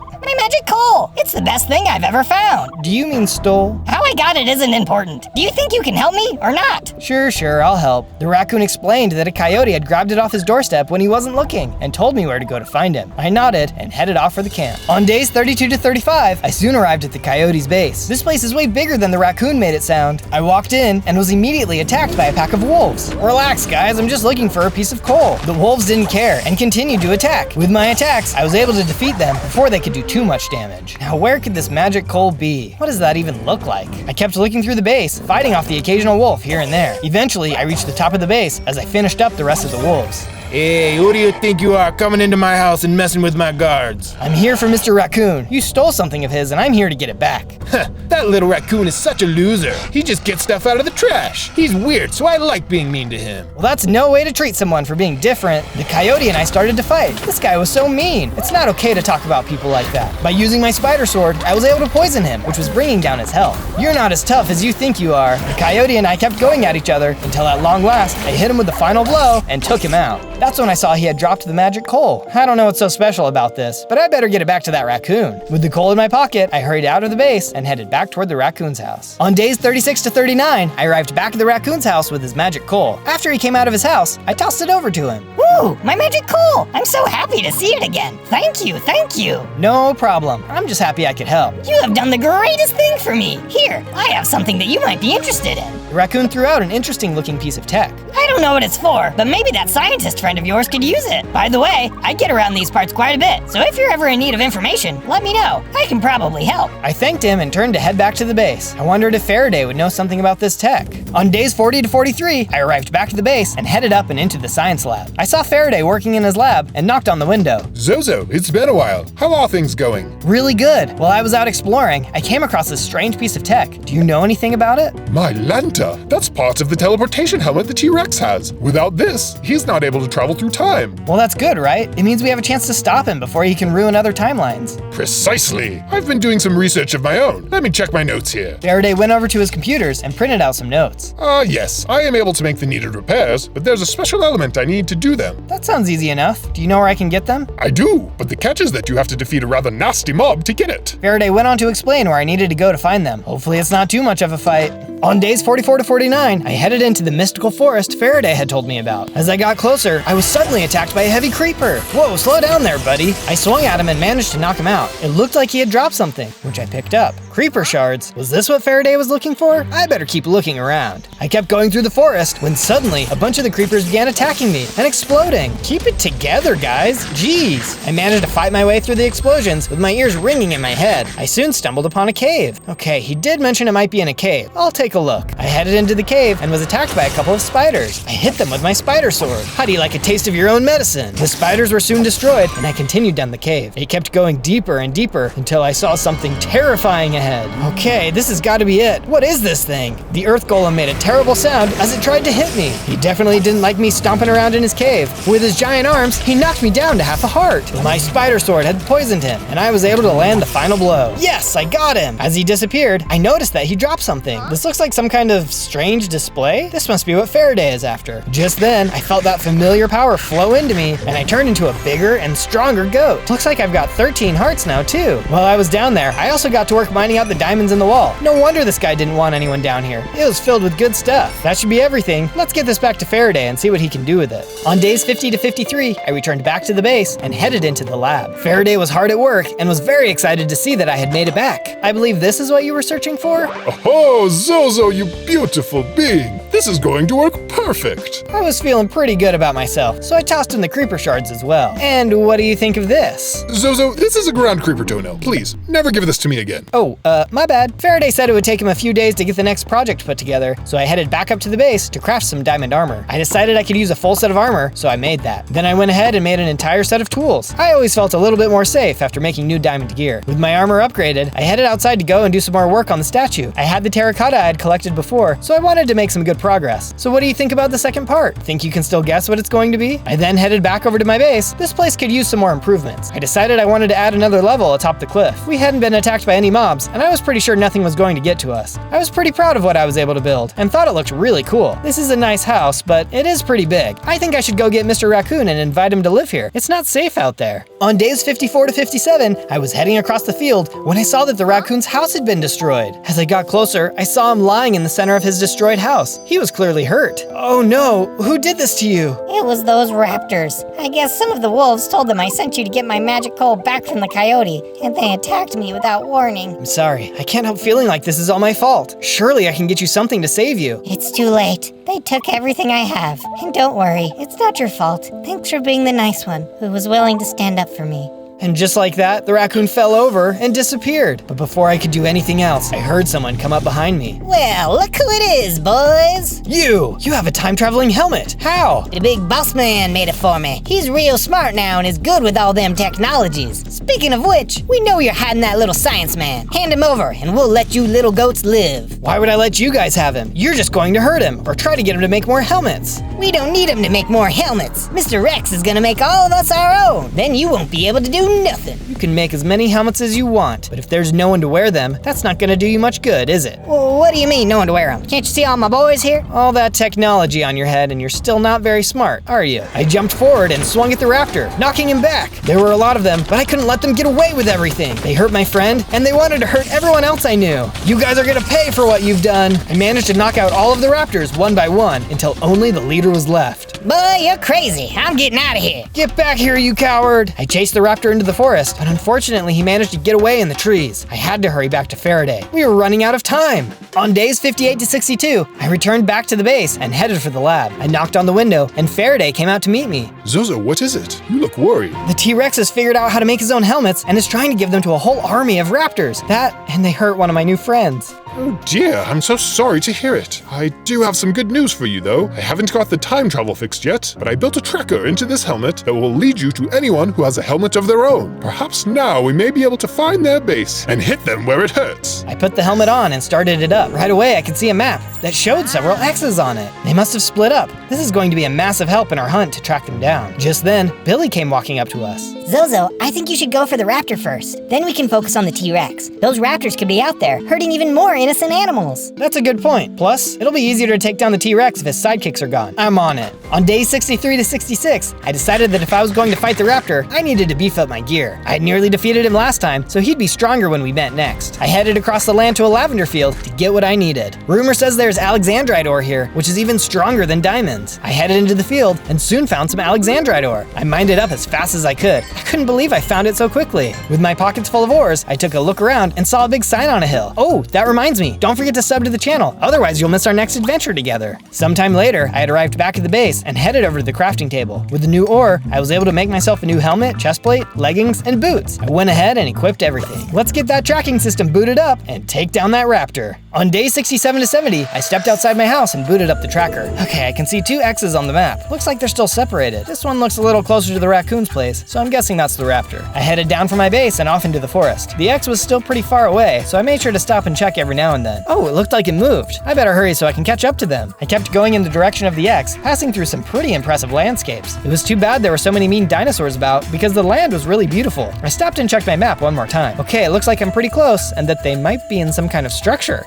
It must be their base. I kept making my way there when suddenly I saw a fortress off in the distance. I could see a bunch of raptors roaming around and a lot of them had helmets on. Uh-oh, looks like they've made more helmets. I better get in there and fast. On days 71 to 74, I charged up to the base and attacked the guards. They had helmets of their own, but they didn't seem to be very smart. The T-Rex clearly wasn't very good at making them yet. I defeated the guards and headed into the base. There were even more raptors in here. Where's your leader? I cut through the raptors using my spider sword and other attacks. They didn't stand a chance. I had to hurry though. If they figured out how to make the helmets perfectly, we'd be in a world of hurt. I had finally taken out all of the raptors in the courtyard when I noticed they had a storage shed nearby. I started opening the different containers to see if they had anything good. I grabbed some of their supplies, but also saw there were some raptor teeth nearby. Oh, I know just the thing I can make with this. Using the crafting table, I managed to make a raptor tooth sword. Let's see how they like fighting against themselves. On day 75 to 78, I went to go find the raptor leader when he jumped out and hit me. Ouch! Get back here! I chased him into the base and down a long flight of stairs. We soon reached an open room. Who do you think you are? Once single goat trying to take down a whole base of raptors? This ends here. Get 'em, boys. Suddenly, all the raptors in the room started to attack. This guy was no leader. He just wanted to make everyone do his dirty work for him. You'd think with all these smart helmets, you guys would actually have some kind of strategy for this fight. The raptors were swarming in on me, but I was able to keep them back, using all of my weapons. Their leader watched as I finished taking out all of his henchmen. Why don't you come down here and fight me yourself? Or are you too scared? Scared? Ain't nobody calling me scared. The raptor leader jumped forward and started swinging. It turns out he was actually pretty tough. I had learned a lot through all of my fights though, and nothing was going to make me back down. He had to pay for what he did to my raccoon friend. I hit him as hard as I could and could see he would soon be defeated. Heh, it doesn't matter that you beat me. You'll never beat Mr. Rex. He's gonna fix the time machine soon, and then there'll be hundreds of raptors and other dinosaurs here. You won't stand a chance. And just like that, he was defeated.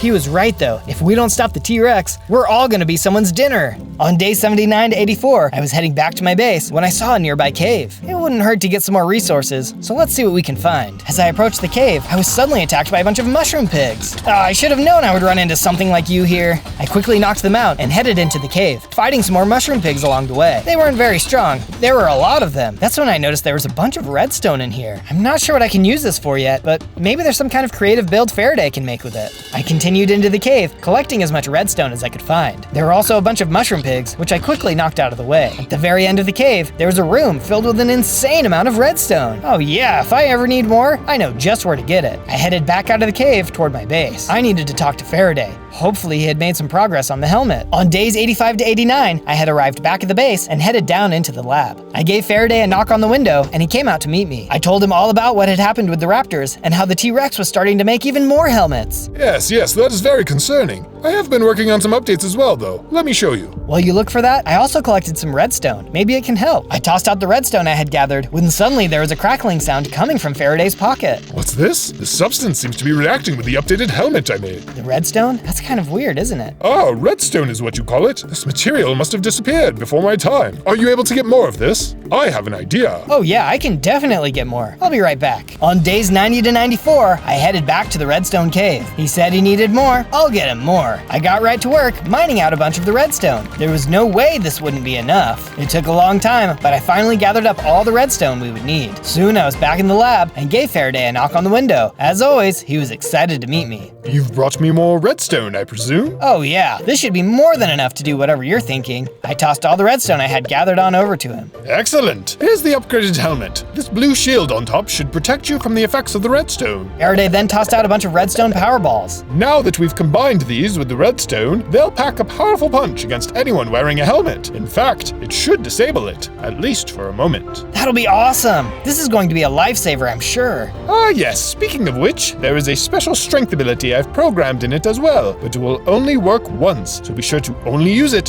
when you really need it. I nodded and thanked him for all of his hard work. It's a good thing he got trapped in our time too. Otherwise, we'd never get out of this mess. On days 95 to 97, I decided I should upgrade the base one more time before heading out to face the T-Rex. Billy was still young and I wanted to make sure he had a safe place to live, just in case things went sideways. Once I had expanded the base a little more, I grabbed Billy and we went outside to work on the last part of the statue. This was a tough one to build, but I think it looks really cool. It would certainly scare off anyone who thinks that they're tougher than us, that is. Soon, we had completed the statue. I was pretty proud of everything we had built so far. I still had a lot of ideas for the future though. What part of the builds were your favorite? On day 98, I stepped outside the base to have a chat with Billy. All right, Billy, I'm headed off to fight the T-Rex. Hopefully, I'll see you soon. Good luck, Zozo, but before you go, there was something I wanted to say. That sounds important. What is it? I just think that everyone needs to subscribe, otherwise we'll never win. Oh, that is important. Be sure to hit the subscribe button, as that will give us the strength to win the fight. Billy headed back inside, and I booted up the tracking system. All right, I can see him on the map. It's showtime. I headed off in the direction of the T-Rex. It was now or never. On day 99, I had made it to the edge of the T-Rex's base. He definitely couldn't have built a base like this without some intelligence. This guy isn't going to be like the raptors. This guy's for real. I made my way closer and took a look up at the tower. There's no time to waste. I'm coming for you, Rexy. I charged into the base and entered the inside of the tower where the T-Rex was waiting for me. I've been waiting for you, Zozo. That sounds kind of awkward, just standing here, alone, in a tower, waiting for me. Nah, I don't have time for your nonsense. Obviously, I've been doing other things. Oh yeah? Like what? Being sad I took out all of your friends? My friends? Please. There were more dinosaurs here too, but I got hungry. You ate all of the other dinosaurs? You truly are a monster. Say what you want, but it doesn't matter. This helmet is nearly fully operational. I can bring dinosaurs in anytime I want. And soon, I'll be able to jump time myself. That wasn't good to hear. I had to hurry and take action before you could do anything else. If you think you're so tough, you'll have to get through me first. That's the idea. The T-Rex lunged at me and we started to fight. If I was going to save the future, the time to do so was now. The T-Rex lived up to his reputation, hitting me with some hard hits. It hurt, and my health was dropping fast. Oh, I can't let this guy keep getting these hits on me. I'm not gonna last long like this. I refocused and started to get in some more hits of my own. I think he was really surprised by how strong I was, especially when I would hit him with my headbutt. You think you can defeat me? Let me show you what real power is. Suddenly, 2 portals opened up and more dinosaurs came flying in. No, not the time travel! These dinosaurs were insane! I swung my sword and managed to take them out, but soon there were even more coming in. Don't you see? You can take down as many dinosaurs as you want, but I will always have the upper hand. He was right. I couldn't keep fighting off time-traveling dinosaurs forever. What could I do? Oh, wait a second. What am I doing? If I want to stop the time travel, I need to disable his helmet. I reached for the power balls Faraday had given me and started to throw them. As they hit the T-Rex, I could see his helmet start to spark as he ran around in circles. Oh, what is going on? This is it. I've got to use that one-time strength boost. If there was ever a time I needed it, it's now. I clicked the button on my helmet and I started to grow. I even gained more hearts. I was big enough to truly take him on now. This feels amazing. Now I really am the GOAT. I charged at the T-Rex and landed a hit on him, just as the sparking effects were wearing off. What the? How did you get so big? The T-Rex started to spawn in more dinosaurs, but it didn't matter. I quickly cut them down and kept hitting the T-Rex. This is for all the animals you hurt. I could tell I was really hurting him, but he was hurting me too. It was only a matter of time before one of us fell. Who was it going to be? Just then, I delivered the final blow, and the T-Rex disappeared, dropping his helmet. I don't believe it. He's gone. But I better hurry. Faraday needs this helmet. On day 100, I returned back to my base. This time, Faraday came out to meet me. Zozo, you're back. You must have done it. I did, and I couldn't have done it without your help. Here, let me give you the helmet back. You know, why don't you hang on to it? I just need this one component. You never know. Something might come up again when I need your help in the future. You never know what's going to happen, but I'm glad that today was a success. In the meantime, I'll be here, ready for when adventure calls. On day 1, I spawned in as Vegeta. Tremble before the prince of all Saiyans. What? Only 5 hearts? That doesn't make sense. Isn't he supposed to be super powerful? I guess I'm gonna have to do some serious training if I want to live up to the real Vegeta's reputation. Where's an old martial master when you need him? Is that one over there? He looks like he might know some wisdom. It's me, Zozo. I'm looking for someone to train me. Are you worthy to train a Saiyan? No, I am not worthy to train a Saiyan, but I am worthy to capture one and make him fight to his doom. This is no martial arts master. He's a wicked wizard, and he's attacking me with magic. You're mine, Zozo. I've captured warriors far more capable than you. Not today, wizard. Nowhere to run. I've got to jump off this cliff to get away. Hopefully I can fly. Vegeta can fly in the show, so why not? Here goes everything. Uh-oh, I can't fly yet. Ah, I'm falling. I guess Vegeta doesn't take fall damage. Must be the ability I start with. It'll probably upgrade to flying later. That wizard said something about capturing Saiyans. Maybe he has some of my friends, or even Goku. But Goku isn't Vegeta's friend. He's more like a rival. Every tough guy needs a good rival, and I guess for now I'll have to settle for that wizard guy. I'll rest at the bottom of this cliff until morning. On day 2, I start punching trees and rocks, and get the supplies to make my wooden pickaxe. I think I'll build my base somewhere away from this cliff, since I don't want to run into the wizard again before I've gotten stronger. I'll need wide open spaces to fire my ki blast, so this rocky desert will do nicely. There are some nasty coyotes here, but I'm a Saiyan. I can beat a few coyotes barehanded. Confusing me for just another helpless villager, the coyotes attacked, but I was ready. It looks like I have some buffs to my punching damage, probably from being a martial artist. That'll come in handy. Get out of here, coyotes. This is my turf. Okay, we're going. You don't need to be such a jerk about it. You should have known who you were messing with. With my pickaxe, I start mining for sandstone. That will be the main material that I use when making my base, at least until I can go underground and get some more durable blocks. There are some cactus blocks here too, but I don't have any armor or weapons, so I'm just gonna leave them alone for now. If I decide later that I want green dye, then I'll be sure to start farming those cactus blocks. I end the day by building a fence around where I want the base to be, and a tiny tent to sleep in. When it's done, this will be the perfect gym to train as a Super Saiyan warrior. On day 3, I travel to a nearby forest to find some more wood for my fences. If there's a river I can redirect into the desert, that'll also be a good future project. Of course, I wouldn't be Vegeta if I wasn't also looking for a fight. Saiyans get stronger the more they battle tough enemies after all. That giant tarantula should make for a worthy opponent. Spiders give me the creeps, but Vegeta isn't afraid of anything. Let's go, tarantula. I started punching and doing some damage, but I was also losing too many hearts too quickly. Oh no, he's biting me. Gotta run. Didn't think a spider would be giving me so much trouble. But is it really fair that he has 6 more arms than me? While I was escaping from the tarantula, I found that there was an entire monkey caught in its web. Monkeys are like distant cousins to Saiyans, so of course I have to help him. I punch away the webs and set that monkey free. Be free, monkey.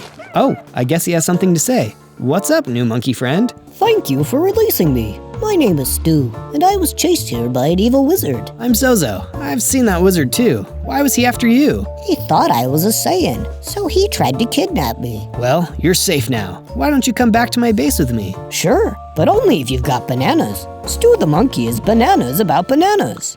On days 4 to 5, I made the fence surrounding my base bigger in order to make space to build a house for Stu. Full of bananas, obviously. Yeah, baby. Stu loves bananas. That should keep him entertained, while the real Saiyan focuses on important things, like getting so strong that I can totally send that wizard flying into space when I next see him. The problem is, a bigger base meant that I was much closer to the cactus blocks, and the cactoids were starting to become aggressive. And I don't have enough buckets of water to tame them off. Back off, you greedy cactoids! The fence can keep the little ones out, but when night comes, the local cactyrant is going to transform and attack me. Those guys are no joke, and they attack at night when the sun can't make me stronger.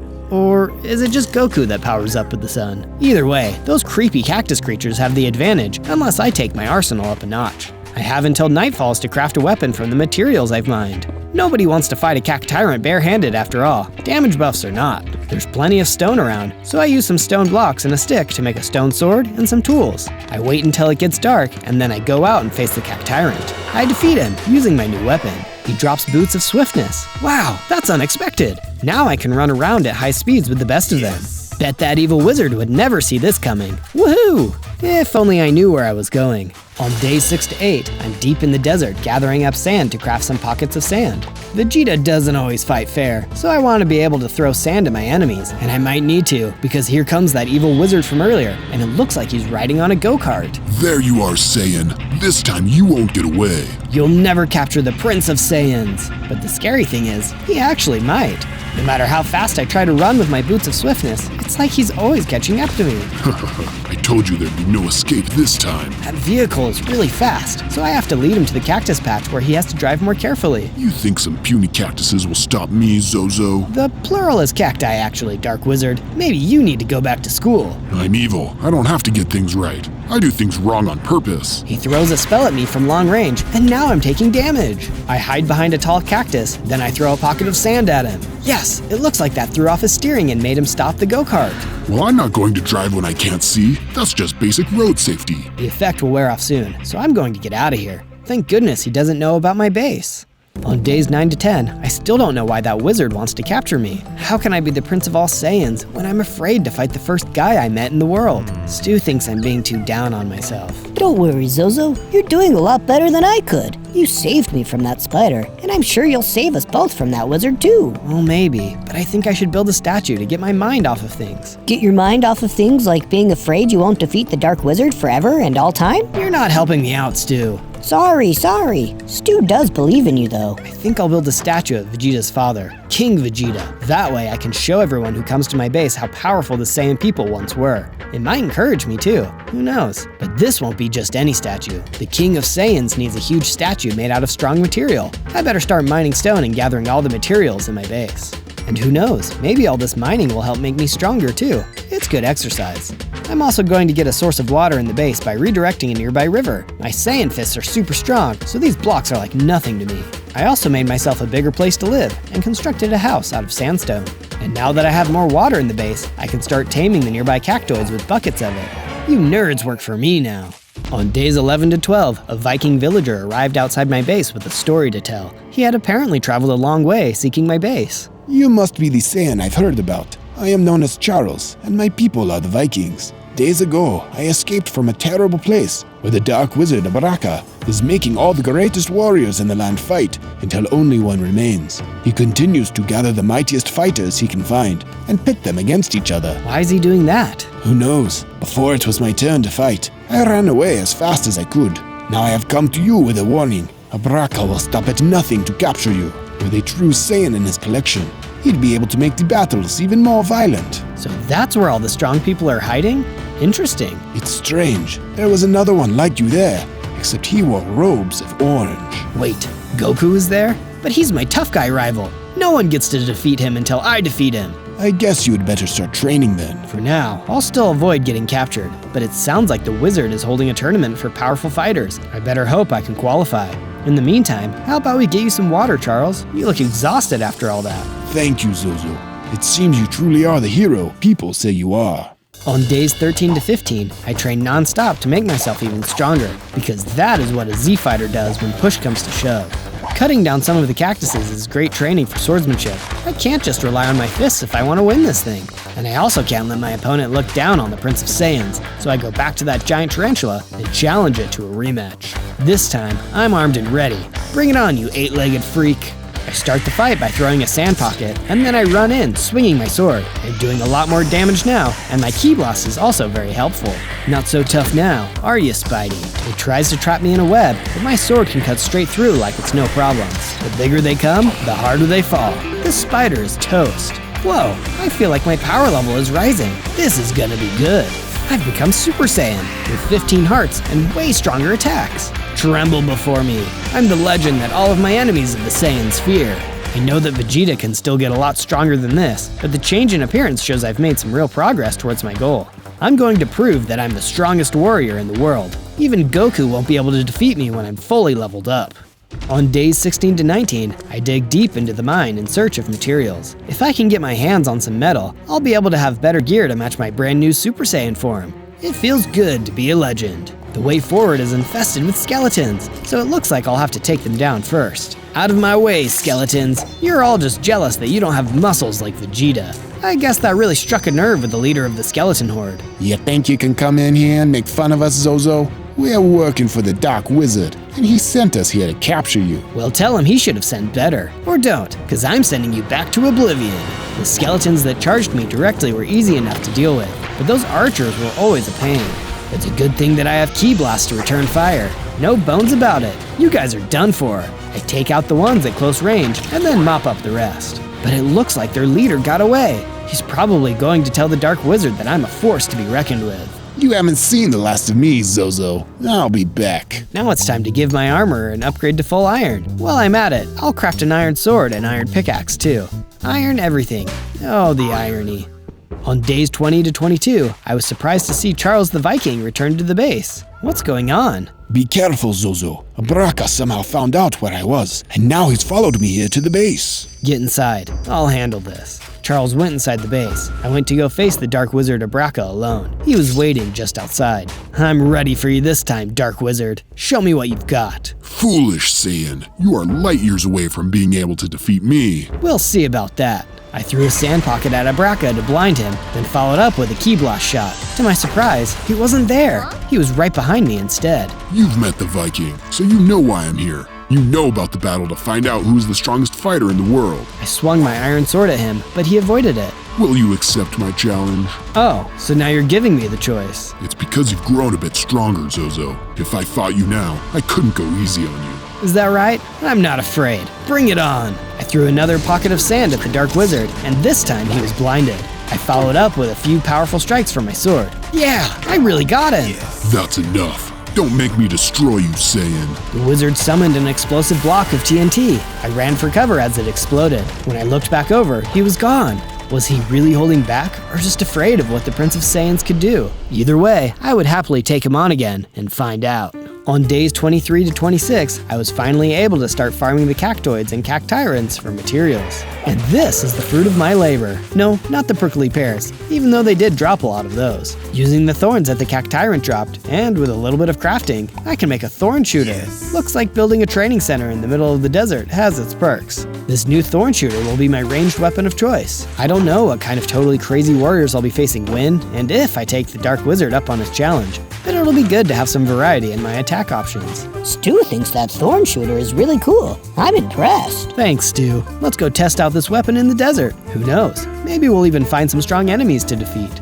Me and Stu headed out to the desert and made a few targets out of sandstone. They'd be a perfect way to focus my shooting skills. Bam! Bam! Look at those targets go down. This thorn shooter is so powerful. Hey, can Stu try that thorn shooter? I've got a score to settle with another monkey back in the forest. Maybe I should keep it for now, Stu. I feel like things are about to get even crazier, and if you'd like to find more of my videos, you should like, subscribe, and type ZOZO in the search bar. It never fails. On days 27 to 31, I start to add some of the more durable material to the statue of King Vegeta. I want to make sure his armor is absolutely perfect. For the blue parts of the armor, I've got to get my hands on some diamonds. But that's a really rare material, so it looks like it's time to go underground. Stu, hold down the fort while I'm away. You can count on Stu. It's not like I'll monkey around while you're away. I venture down into the underground, farther than I've ever gone before, until I am greeted by the bright light of orange lava. Somewhere in these lava caves, I should be able to find a vein of diamond. It looks like a couple of magma cubes don't appreciate me trespassing down here. If the cactus blocks damage me when I touch them, there's no way these things don't. The last thing I want is to touch any kind of magma in a place like this. Gotta put my thorn shooter skills to the test and take them out at a distance. Magma cubes always split into smaller magma cubes when they take hits, so I won't keep moving until they are completely gone. My key blast area attack helps with that. Just past the area where I fought the magma cubes. Wait, where are the diamonds? Huh? No diamonds down here. Well, then I guess I'm gonna need to find another way to get the blue for the King Vegeta statue's armor. Wait, I have a plan. If I mix sand, gravel, and some blue dye together, I can make blue concrete blocks. That'll do just fine for now.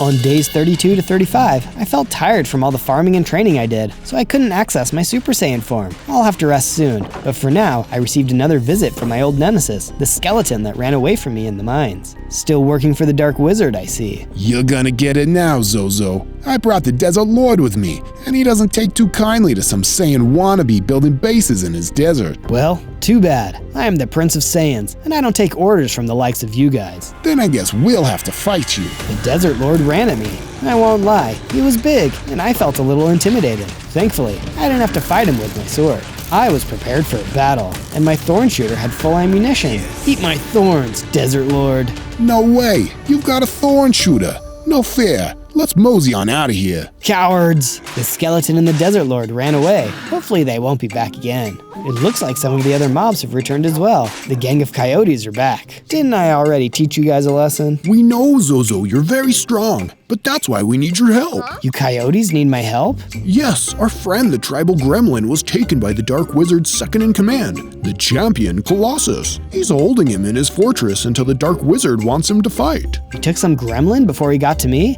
I guess I'm going to have to see this for myself. Your friend is as good as rescued. On days 36 to 39, I set off to go save the tribal gremlin from the champion Colossus. Those coyotes are going to owe me one. Whoa, is that the champion Colossus's base up there on that hill? I really need to start expanding my base if I want it to look like that. He had a pair of iron golems guarding the gate, and there were gargoyles on the rooftop. I don't know what I was expecting from the Dark Wizard's henchmen, but this guy must be really serious. I can't just fight my way in there. I'd be totally outnumbered. I'm going to need a solid plan if I want to get in there and save the coyote's friend. I made my way around the entire mountain, searching for any less guarded areas that I can sneak into. On the far side of the fortress is a tunnel, but I'll still need to avoid those gargoyles that are flying around on patrol. I guess I'll have to use a frontiersman's cap to engage stealth mode. Sorry, raccoons, your sacrifice will not be soon forgotten. I'll need your tails to make the cap, and if I can use this to free the tribal gremlin, it'll all be worth it. But what if something even scarier is waiting for me down in the tunnel? Wait, I said earlier Vegeta isn't afraid of anything. I need to be courageous. The tribal gremlin and all the coyotes depend on me. Tomorrow, it's go time. On days 40 to 43, I'm sneaking through the fortress and avoiding detection from the mobs that the champion Colossus has been using to guard this place. I'm still not scared, obviously. But if they know I'm here, they might suspect the tribal gremlin of planning an escape and do something to hurt him. The coyotes would never let me live that one down. Using the thorn shooter, I can pick the mobs off from a distance without them ever knowing I was there. As long as I'm doing it one by one, of course. First, I take out a couple gargoyles. Then, I finish off the iron golem, guarding the entrance to the fortress's dungeon. I've got to be careful though, because even though these guards are nothing to worry about, the champion Colossus is somewhere in this place, and he has to be almost as strong as the Dark Wizard. After a whole lot of sneaking about, I find my way to the tribal gremlin cell. Hey, gremlin, up and at them! The coyotes sent me here to rescue you. Ah, good. I was getting tired of waiting for a good fight. Let's get out of here. You say that like you could have left at any time. I've never slept in a fortress before. It was kinda cool, honestly. Well, I'm building the ultimate training gym out in the desert. If you need a better place to crash, you should stay at my base. The tribal gremlin seems sure of himself. Either way, we make tracks and find our way back to the coyotes. Thanks, Zozo. On days 44 to 49, I continue crafting more blue concrete for the statue of King Vegeta. He is going to look so regal. It'll be the centerpiece of my base when it's finally finished, but a job this big requires the help of many friends. I had Stu gather fur from the forest that I could use to line the king statue's tail. Stu can get you all the fur you need. Just don't ask whose it is. Charles, on the other hand, went to the ocean for some lapis lazuli stone. That way I had 2 shades of blue to work with for the armor. Blue is my favorite color. Vikings love the sea after all, and I'm no exception. While everyone else is gathering materials for the statue, the tribal gremlin and the coyotes are building a sandstone wall around the perimeter of the base. Does this look good, Zozo?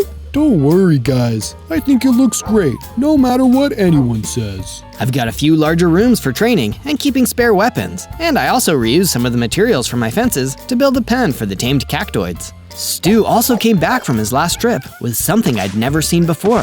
Hey, Zozo. What is it, Stu? I found a bunch of banana blocks in the forest and thought we could use them to make even more bananas. This is your wildest idea yet, Stu. But I guess having enough bananas to go around never hurt anybody. That's the spirit. Bananas to all, and to all a banana. On days 50 to 53, the Dark Wizard finally reared his ugly head. And he wasn't alone. By his side were all of the henchmen I'd come to know and hate. The skeleton leader. I told you I'd be back, and now I'm back. Again. The Desert Lord. He doesn't say much. And most terrifying of all, the champion Colossus. He's probably pretty upset after I managed to sneak into his fortress and save the tribal gremlin. I'm pretty upset that you managed to sneak into my fortress and save the tribal gremlin. Told ya. The time for your reckoning has come, Super Saiyan Zozo. I may have offered you a choice before, but now you have stolen 2 of my fighters away. That is unforgivable. Well, have you thought that maybe those guys didn't want to be taken prisoner? Intriguing. Now perish. I felt my power rising, and once again, I turned back into my Super Saiyan form, ready for the fight. The Dark Wizard's forces attacked the base. Everyone did their best to repel the attack, but the champion Colossus was simply unstoppable. I couldn't worry about him now, because Skeleton and Desert Lord had closed into melee range and were looking to take me down. Yeah, no match for us this time, Zozo. I drew my iron sword and took out the Desert Lord without much difficulty. The skeleton was a lot tougher, but even he couldn't withstand the power of a Super Saiyan. Speaking of Super Saiyan, I felt my power level grow once again as I buffed up to Super Saiyan Blue. I've got 30 hearts and I can fly now. How do you like me now? I was so excited that I almost didn't notice that the Dark Wizard and the Champion Colossus were retreating, and they had taken Charles with them. Charles, no! On days 54 to 57, myself and the other NPCs in the base did our best to repair the walls and training room. Nothing could repair the loss of Charles the Viking though. We had to get our friend back. He didn't deserve to fight other warriors until the end, and he definitely didn't deserve to fight Goku before I got to. I went to the tribal gremlin, half wondering how he didn't get captured when he had already gotten taken beforehand. How can we get Charles back? It's simple. We go and save him because we want to, and we succeed because we believe we can. That doesn't sound like a real plan. The true warrior does not need plans, only the will to triumph. Okay, look, TG, I just need to know if you have any idea where this Tournament of Champions is being held. Fine. The truest warriors know that there is a Colosseum deep in the Nether, where only the mightiest fighters have gone. I think Baraka has probably chosen that place as the location of his tournament. Nether Colosseum. Got it. How do I get there? The only functioning portal to the Nether in this world was inside of the Champion Colossus's fortress. After you broke in, they most likely destroyed it so you couldn't follow them. Well, there has to be a second portal. Otherwise, how could they get back to the Nether with Charles? Think of it this way, Zozo. You could scour the entire world for that second portal, or you could be a true warrior and build one yourself. Well, I guess I do want to be a true warrior. Building another portal it is. On days 58 to 62, I finally found an underground cavern with some diamond veins. Jackpot! I know that lava caves can be dangerous, but they're perfect for finding diamonds and also the obsidian I need to make the outside of the portal. But of course, diamonds come first. I'll need a diamond pickaxe to mine those obsidian blocks, and full diamond gear wouldn't hurt either. In addition to the magma cubes from last time, there are a few other mobs deep inside the lava caves, like these fire elementals that really meant to do me harm. But now that I'm a Super Saiyan 2nd grade, my buffs to melee attacks without a weapon are through the roof. I can punch cactuses bare hand, magma cubes barehanded, and now even the fire elementals can be defeated with just punches. After I dealt with those mobs, I got back to mining, and before too long, I had all the diamond ore that I needed to make myself a diamond pickaxe. And since I'm here, I think a newly upgraded Super Saiyan deserves some super cool diamond armor and weapons to match. That's right, I'm now decked out in full diamond armor, and a diamond sword too. Next, I rerouted some of the water in my base into the lava caves, creating a field of obsidian blocks ripe for mining. I'll be ready to make that nether portal in no time. But there are a few last things I need to do before I can start my quest to finally defeat the Dark Wizard. On days 63 to 66, I take a break from building my portal to continue work on the statue of King Vegeta. Wow, it really is starting to look like him. I wonder what the real King Vegeta would say if he were to see us now. This is King Vegeta saying, subscribe to Zozo for more cool adventures like this. For the sake of all Saiyans, you should hit the red button and then the bell.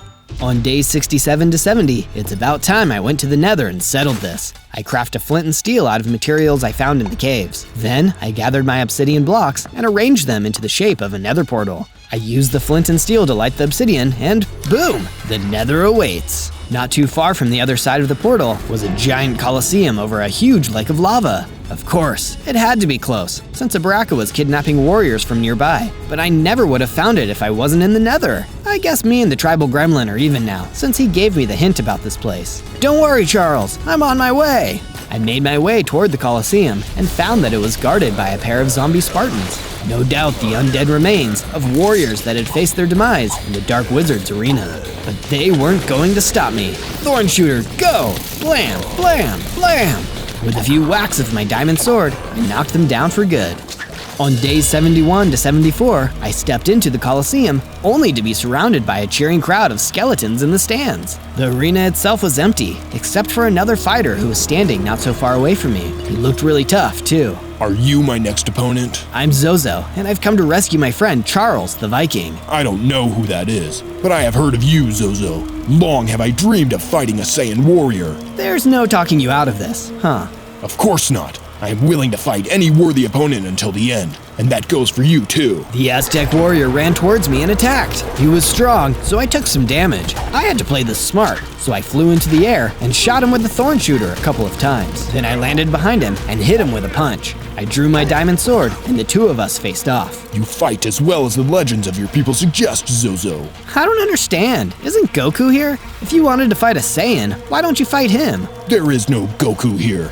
I would have remembered facing another Super Saiyan before you. But Charles said there was a guy in an orange robe. I did face such an adversary, but he was no Saiyan. If he was, I probably would have been defeated, like I have been defeated now. And with that, the Aztec warrior fell. No more time for arena battles. I had to go find Charles. On days 75 to 78, I went to the barracks below the Colosseum and found Charles down there among the prisoners. Zozo, thank goodness. I knew you'd come to rescue me. Let's go home, Charles. I've done my share of fighting in this arena, and I say we don't give the Dark Wizard any more satisfaction. We ran backwards towards the arena, but as misfortune would have it, there was an ambush waiting for us. The Champion Colossus stood ready to take us on. Well, take me on anyway. Did you think I was gonna have Charles fight this guy? Get behind me, Charles. It's time for Super Saiyan Blue Zozo to show the Champion Colossus who the strongest fighter in the world is. Strongest fighter in the world?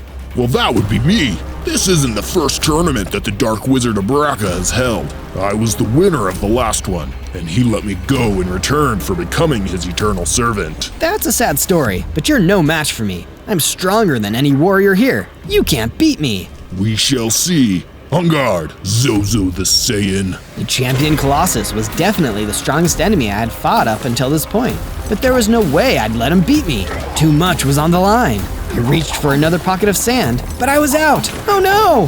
The champion Colossus hit me hard and sent me flying. Literally flying, because I can fly. Is that all you've got, Zozo? Leave Zozo alone, you big jerk! Charles rushed in for a surprise attack, but it was all in vain. The champion Colossus hit him once, and he was struck down on the spot. Charles! I wouldn't let Charles throw his life away for nothing. I hit the champion Colossus with my diamond sword over and over until finally he collapsed. He was defeated. Good job, Zozo. You avenged me. Charles, you're gonna be fine.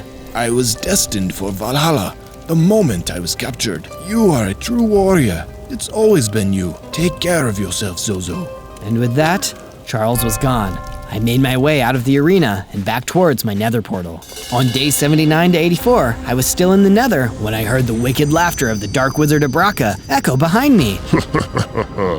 I've finally done it. What is it now? I turned and saw the Dark Wizard had grown to a massive size, and he was brimming with power. Holy moly, what happened to you? He cruelly stared down at me like I was an ant he was about to step on. Now that all the greatest fighters in the world have perished in my arena, I, Dark Wizard Abraka, have been able to absorb their martial arts and become master of magic and might.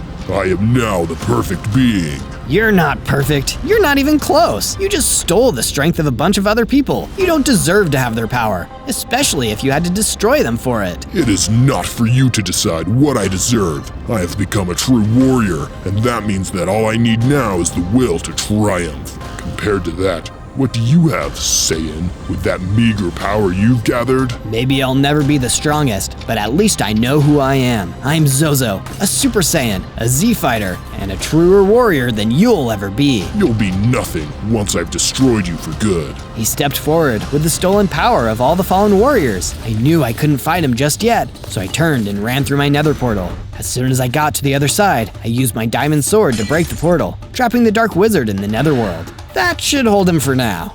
On days 85 to 89, I told the others at the base that Charles didn't make it back. They understood what it meant. He was in Valhalla and at peace. What mattered now was making sure that Abraka paid dearly for all the warriors he had sacrificed to gain his dark power. Hey Zozo, Stu knows how bad you must feel about the rescue mission, so Stu decided to cheer you up by giving you a powerful new weapon. This will definitely help you defeat the Dark Wizard. Stu gave me a banana bazooka, which was many times more powerful than my thorn shooter. This would be my new ranged weapon. Thanks, Stu.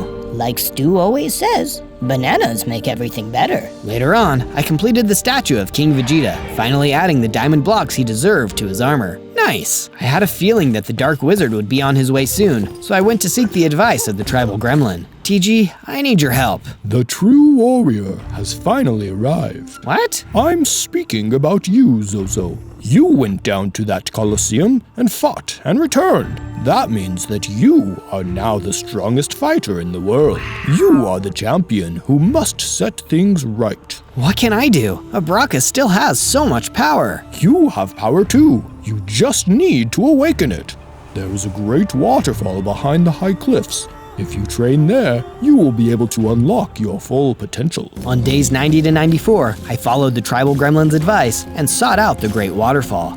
The cliffs were really steep, so I had to use my flying abilities to climb up them. It's a good thing I still don't take any damage when I fall. Thinking back, this was the place I started my journey almost 100 days ago. It was remarkable to think how much I'd done in all that time. I had made friends, won battles, and even traveled to a whole different dimension. It was crazy. There were many waterfalls around this area, but somehow my spirit could tell which one would actually unlock my full potential. I trained my skills with both my sword and my punches, and I could feel myself growing stronger by the day. This is it. I'm going to become the true warrior I was always meant to be. At one point, a few giant lizards attacked me and tried to interrupt my training, but I saw this as another test of my power, and I fought them all off. The banana bazooka that Stu gave me was an excellent weapon for dealing with enemies at a distance.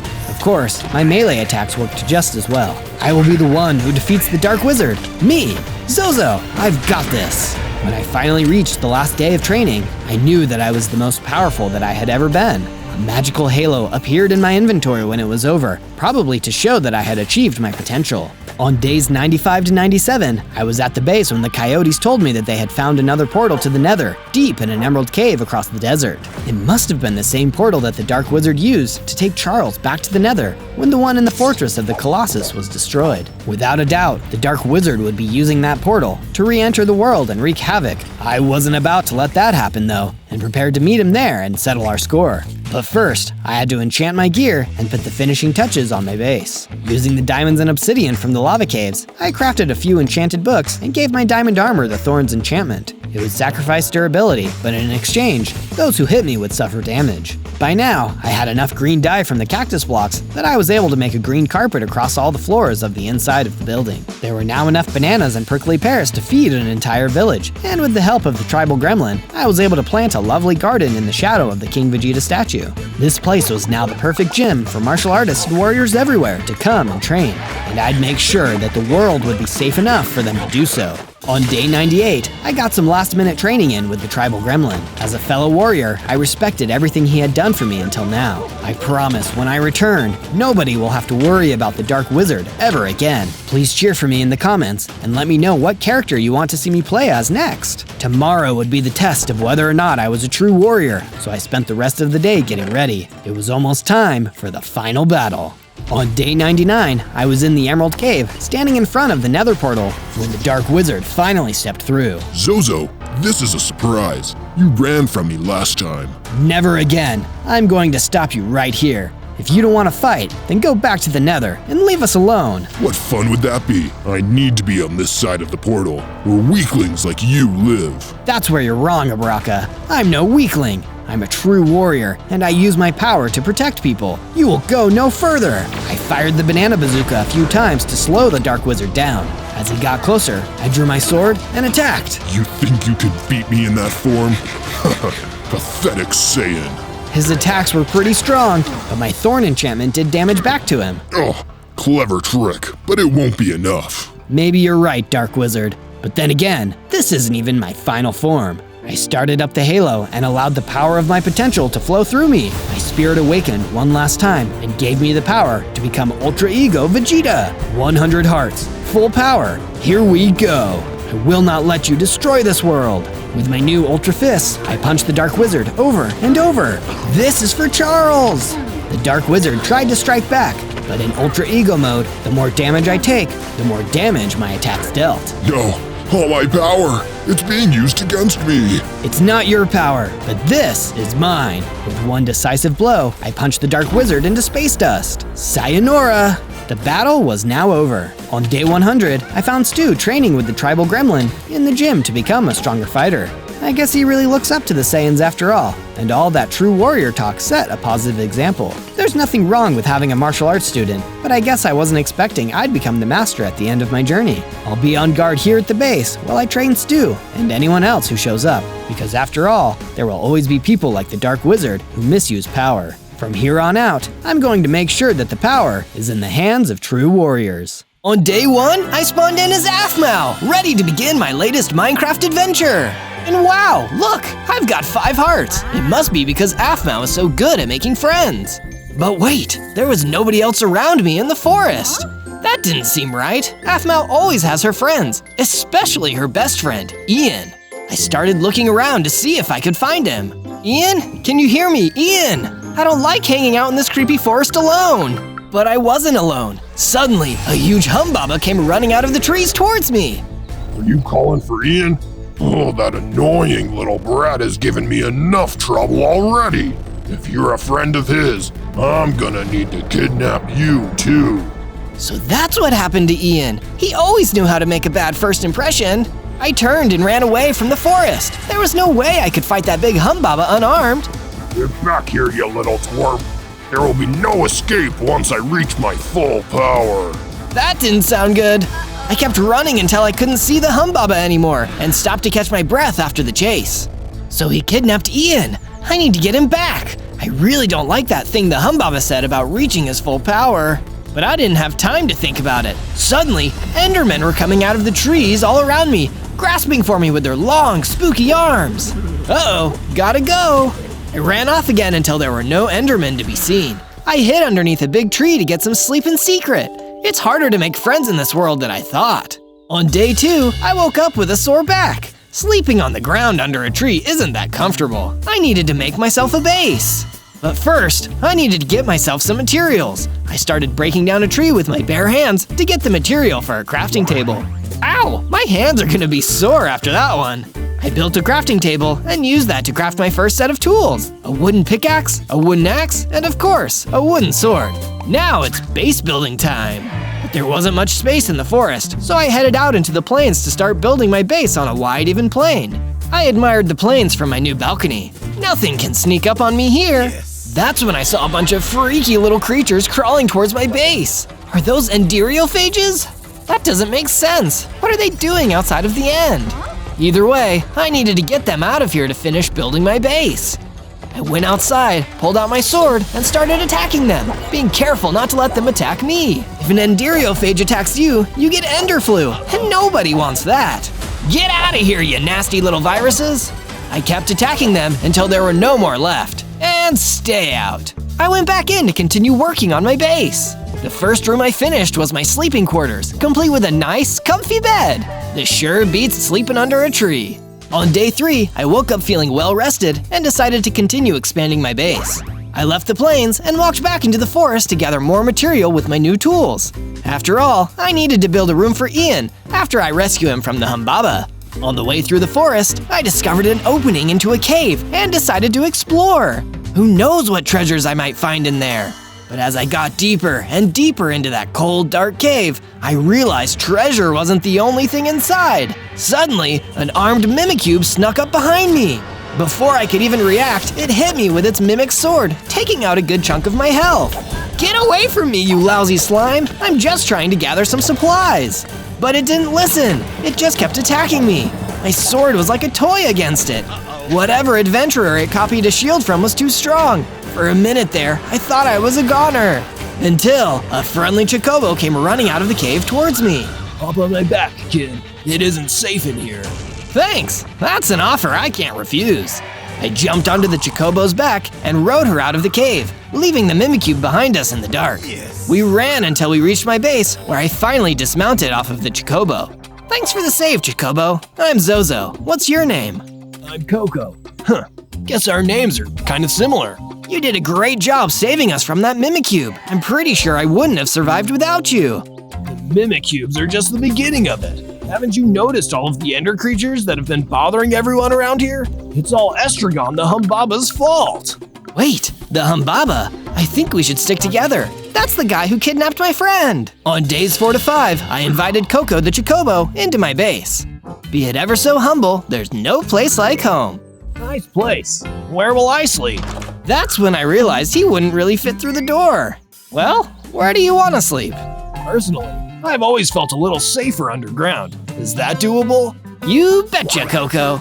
I mined a space underground in my little base and built Coco a cozy underground room to sleep in. By the time we were done, it was nighttime and we were exhausted. It feels so nice to have a friend staying at my base with me too. But we didn't get to cool off for long. We heard the sound of zombies moaning outside. Jeez, we can't catch a break, can we? You hang back this time, Coco. You've already saved my bum once today. Now it's my turn to help you out.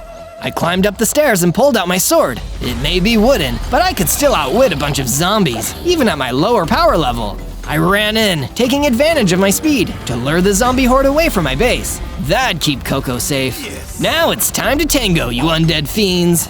Once I was far enough away, I started picking them off one by one, defeating each one quickly before the rest could gang up on me. You know that age-old rule, never get surrounded by zombies. This'll teach you to invade my base. It's just rude, you know?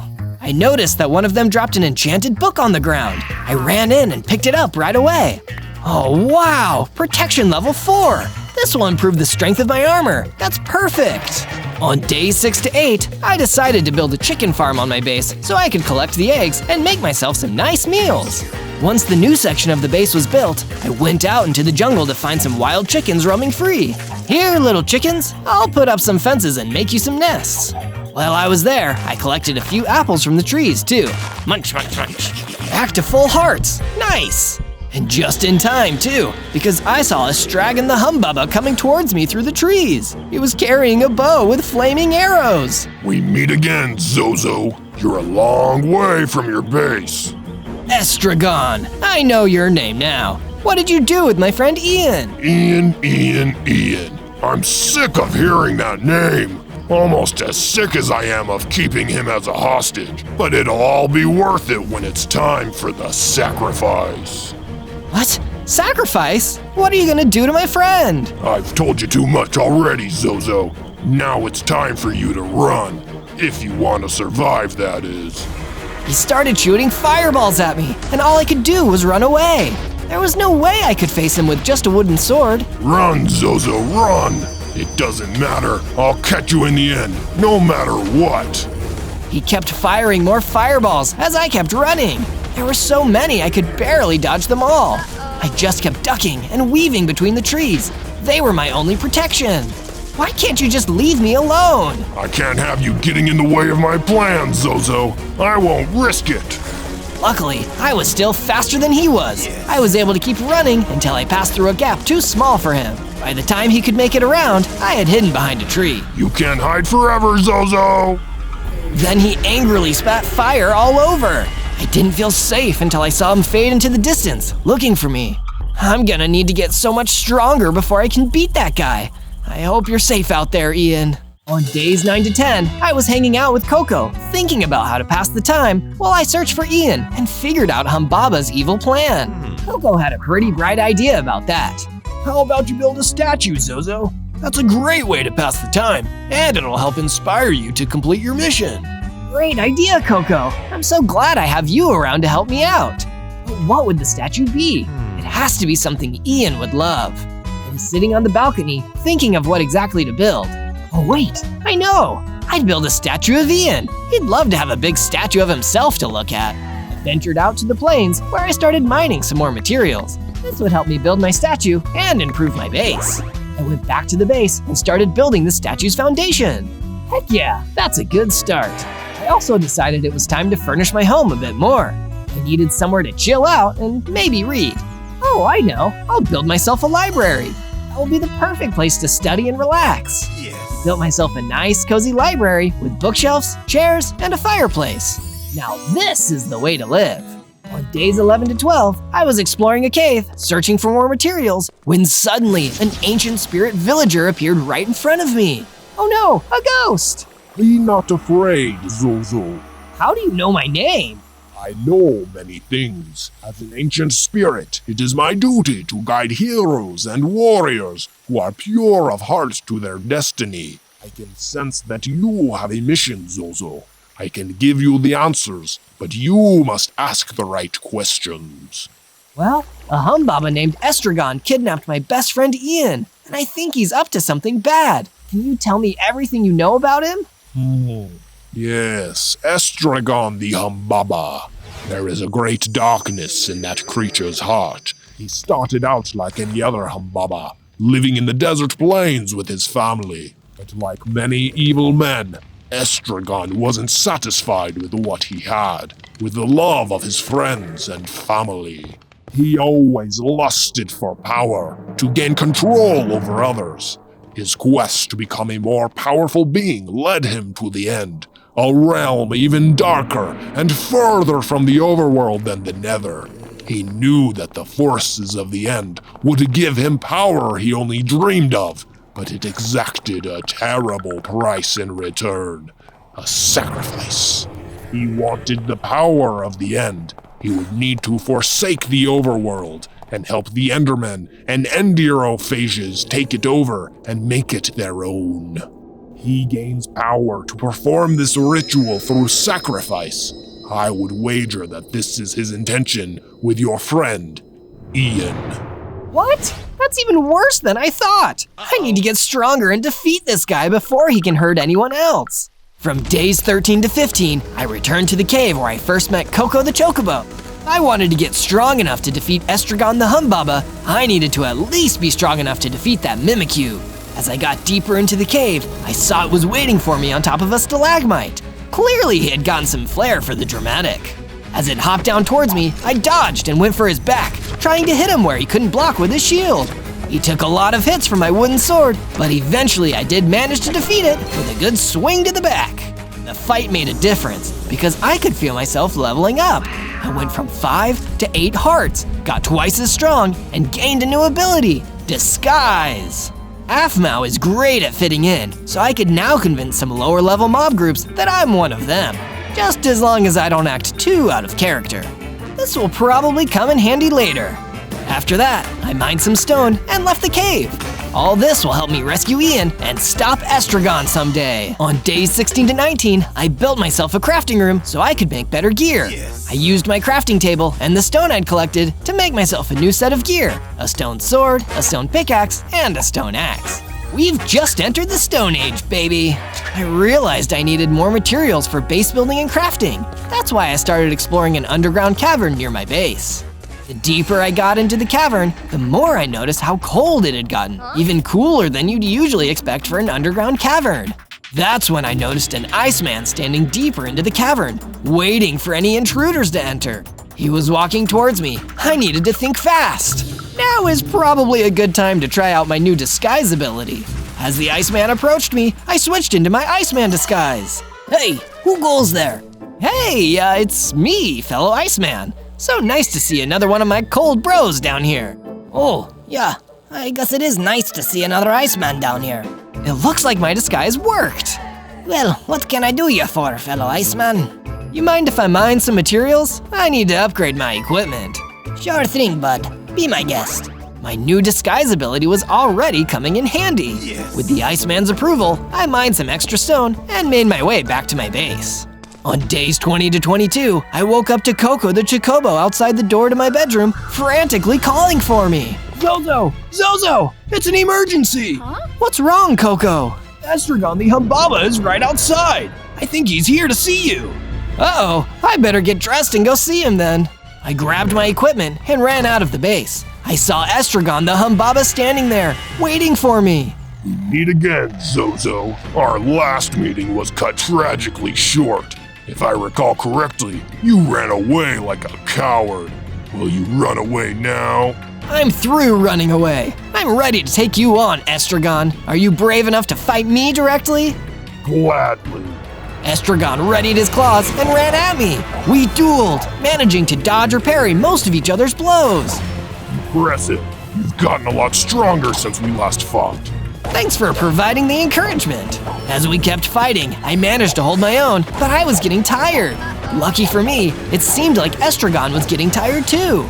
You've proven yourself, Zozo, but this isn't even my final form. The next time we fight, it'll be the end of you. Mark my words. And with that, he ran off, leaving us on a draw. But the next time I would meet him, I finally believed it might be my turn to take home the victory. When I'm done with you, Estragon, the only end you'll need to worry about is your own. On days 23 to 26, I explored an underground cavern, hoping to find some interesting loot. Using torches I placed along the wall to light my way, I walked deeper and deeper into the belly of the cavern. Along the way, I saw a family of spiders skittering along the stone. I really didn't feel like fighting these guys, so I hid in the shadows and watched them pass. Ugh, spiders always give me the creeps. Once the spiders were gone, I kept creeping into the cavern. I could just feel I was getting closer to something worthwhile. Hey, what's that? Huh? That's when I discovered an old chest hidden among the rocks. I opened it and found a potion of healing inside. Wow. This will help me regain 2 hearts. I better keep this for when I really need it. And if you want more Zozo videos when you really need them, search ZOZO in your search bar and you'll be able to find all my Minecraft adventures. On days 27 to 31, Coco brought me some materials to get started on the statue, and I quickly got to work on it, knowing that it would help to motivate me to take on Estragon and rescue Ian. This is looking rad, but I can't help but feel like it's missing something. I realized pretty quickly that the statue needed some more colors to really bring it to the next level. I made my way over to a nearby desert, where I found some abandoned sheep in a pen. Yes. Their wool is exactly what we need for the statue. As soon as I tried to get closer, however, a gang of husks appeared from behind the sands. It was too late to use my disguise skill. They'd already seen me, and now I was in trouble. I'm guessing you guys don't want to just talk this one out? Spoiler alert, they didn't. I pulled out my stone sword and started fighting off the gang of angry husks. There were plenty of them, but I was a lot stronger than I used to be. I bet you wished you'd just talked it out with me now, huh? Some husks with bows were hiding on top of a sand dune, firing arrows at me. But they weren't as good a shot as Estragon, so I was able to dodge their arrows and run at them. Come on, guys, you can do better than that. I swung my sword again and again and again, never letting up. By the time I was done, those ancient bad guys were done, and I was free to explore the pen. I found a big stash of wool in a nearby chest. Since I had what I needed, I set the sheep free. Enjoy your freedom. With that done, I made my way back to my base to continue work on the statue. On days 32 to 35, I decided I needed a change of scenery, so I left my base and ventured down to the swamp to see if there were any interesting materials to collect. It's got that fresh swamp smell, but I didn't find any interesting materials. Instead, I found a swarm of monstrous swamp leeches, and I really didn't want them to get too close to me. I think I might be allergic to leeches, especially giant monster leeches. As I tried to run away, I fell into the bog and found even more monstrous swamp leeches slithering through the water towards me. I needed to get out of here. I climbed out of the water and started running as fast as I could as the leeches started slithering up onto the ground behind me. Those monsters must be really hungry, but I don't want to be on the menu, you nasty leeches. I pulled out my sword and I was able to fight a few of them off. But every time I took out a few of them, more crawled out of the water. I was on their turf now. Okay, I'm leaving. Just please stop trying to eat me. After running for a while, I finally managed to escape all the hungry leeches. I stopped for a minute to catch my breath, and that's when the Iron Chicken ran out to meet me. Please, kind stranger, I need your help. Of course, tell me what's happening. My chicken friend was kidnapped and dragged away into a tomb, but it's too heavily guarded for me to go and get her back myself. Will you help me do it? I will. My friend got kidnapped too, so I know exactly how you feel. I'll get right on it. On days 36 to 39, I followed some instructions the Iron Chicken gave me until I found my way over to the ancient tomb. Of course they'd be hiding the kidnapped chicken in the creepiest place possible. Duh. Getting in wouldn't be easy. I could see a powerful looking stone monster guarding the gate, and I had no idea what other enemies or traps were waiting for me inside. I needed to think of a way to approach this tactically. Wait, I have an idea. The stone monster hadn't seen me yet, so I could use my disguise skill to infiltrate the building without needing to fight the stone monster. Once I was inside, I could try to find the chicken and sneak back out. It'd be a flawless plan, and nobody would need to get hurt. That's the APHMAU way. What could possibly go wrong? Days 40 to 43, I put my plan into action. I used my disguise ability to take on the form of a stone monster and approach the stone monster guarding the entrance to the ancient tomb. Hey there, fellow stone monster. How's it going? Do I know you? Well, we're both stone monsters, aren't we? What's up? You guarding the tomb? Can I go in?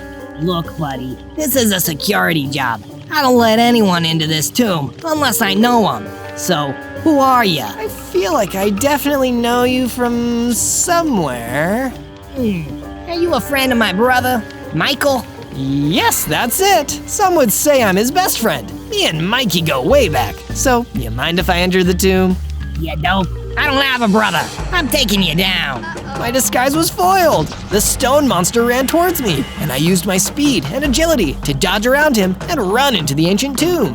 Don't worry, chicken. I'm coming for you. I ran into the tomb. It was a cold, dark passageway where I could barely see in front of my face. Put up a couple torches along the walls just so I could find my way around. That's when I found a potion of night vision laying around on the floor of the tomb. This is perfect, just what I needed.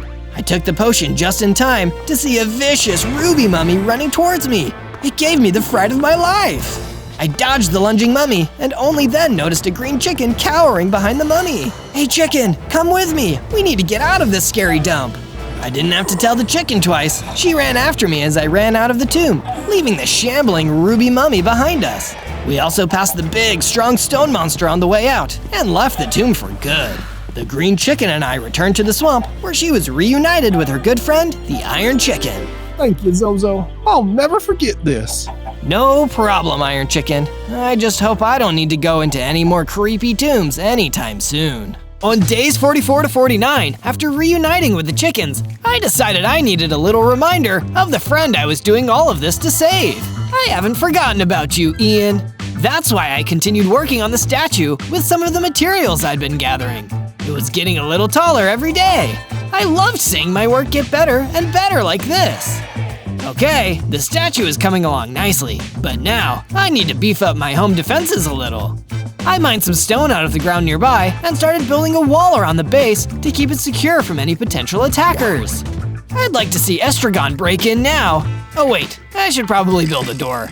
I built a double door into the front of the perimeter gate and mounted torches all around the sides to ward off mobs. After that, I got to work making Ian a room of his own. He needed a good place to stay after I got him back from Estragon. While I was at it, I decided to add a kitchen as well. Can't live off of apples forever. Now my base was really coming along. Yes. On days 50 to 53, my new security system was put to the test when Estragon the Humbaba attacked the base again. And this time, he brought friends. There was an army of Enderophages, headed by one of Estragon's generals, the mutant Enderman, who was larger and stronger than your average Enderman. You just don't know when to quit, do you, Estragon? Why would I quit, Zozo? I hold all the cards. You've been getting too big for your boots. This is gonna teach you a valuable lesson about your place in things. Minions, attack! On Estragon's order, the army attacked. I thought my new perimeter wall would keep me, Coco, and our base safe, but that's when the mutant Enderman came in. He teleported past the wall and opened the door from the inside. That's when the Enderophages came storming into the base. Uh-oh, this isn't good. I pulled out my stone sword and tried my best to fight off the Enderophages. But as they attacked me, I caught the Ender Flu and felt myself getting temporarily weaker. I wasn't even strong enough to stop them from getting to Coco the Chocobo. Zozo, help! They've got me! Coco, no! But it was already too late. Estragon teleported away with Coco. All that was left of the base was me, the Enderophages, and the mutant Enderman. That's it! All of you bad guys are going down! One by one, with my stone sword, I took down all the remaining Enderophages, and the mutant Enderman teleported away in fear. The battle gave me enough XP that I gained 2 more hearts and double speed. I quickly ran back inside and opened my fridge and grabbed some milk. Thankfully, drinking it removed the Enderflu from me. Now it's time to get serious. I'm not letting Estragon keep Coco and Ian. I'm getting them both back. On days 54 to 57, I decided I needed to improve my base defense system before I took the fight to Estragon and his goons. I reinforced my perimeter wall by making it thicker and adding more layers, and I added lanterns around the outside to ward off any enemy mobs. Good luck teleporting through that, mutant Enderman! The next defense I needed was knowledge. That's why I returned to the underground cavern where the wise ancient spirit villager was waiting for me. Ancient spirit villager, I need your help! Estragon keeps attacking me and taking my friends, but I don't know where to even start looking for him to get my friends back. Where should I look? Well, I think I may have an answer for you, Zozo. Across the forest, in the Badlands, there is an ancient temple, which I believe is owned by Estragon the Humbaba. Perhaps, if you find this place, you can discover Estragon's end portal. If you find that, you may be able to rescue your friends and stop his terrible plans. That sounds like a plan, but first, I'm gonna need to improve my weapons and equipment. If I want to take on Estragon, I need to become more powerful than ever. That's when I set off for a nearby mine. On days 58 to 62, I entered the mine and started mining iron ore with my stone pickaxe. This will be perfect for upgrading my gear. But while I was mining, I suddenly felt a presence behind me. I turned and saw the mutant Enderman lurking in the dark. You again? I've had enough of you. The mutant Enderman teleported toward me, but I wouldn't let him get the advantage here. I pulled out my stone sword and finally put an end to the crafty teleporting villain. He had one final trick up his sleeve though. Before I could back off, I got sucked into the ender energies that exploded out of him. By the end of it though, I was in a lot better shape than he was. You picked the wrong side, mutant Enderman. I gathered up the rest of the iron and returned to my base. There, I used my crafting table to create an iron sword, an iron pickaxe, an iron axe, and a full set of iron armor. Looks like I'm getting stronger and stronger every day. Yeah! On days 63 to 66, I continued working on the statue. It was coming along well, but it still had a long way to go. And it was a heck of a lot harder to build without any of my friends here to help me. But I had to keep going, because that's what heroes do. That, and go on adventures, of course. If you want to make sure you never miss an exciting Zozo adventure, hit subscribe and click the bell to get notifications. We promise we've got some even cooler adventures on the way. And you can even suggest your ideas for adventures down in the comments. I love hearing what you have to say. But now, it's time to continue my quest. Let's do this! On days 67 to 70, I followed the ancient spirit villager's instructions to find Estragon's hidden dungeon. I trekked across the forest until I reached the Badlands. There, I finally found a cave entrance guarded by a few floating ghasts. With this kind of security, this has gotta be Estragon's secret dungeon. I bet Ian and Coco are trapped in here. Using my impressive speed, I ran in through the cave's entrance, avoiding the fireballs blasted at me by the patrolling ghasts. You can't catch me. I'm gonna get in there and save my friends. On days 71 to 74, I entered the dungeon. There were wither skeleton skulls on the floor, but suddenly, in a black puff of smoke, they reanimated into wither skeletons. Great! More enemies, just what I wanted. Pulled out my iron sword and started dueling the wither skeletons. They were stronger than I expected. Even iron wasn't that effective at stopping them. I jumped to a platform off the side of the bridge to make some distance between us. That sure is a long way down. The wither skeletons were hesitant to follow over the gap. Then I took a look around and noticed something sitting on the ground nearby. I couldn't believe what I was seeing. Whoa, a mace! That's one of the most powerful weapons out there.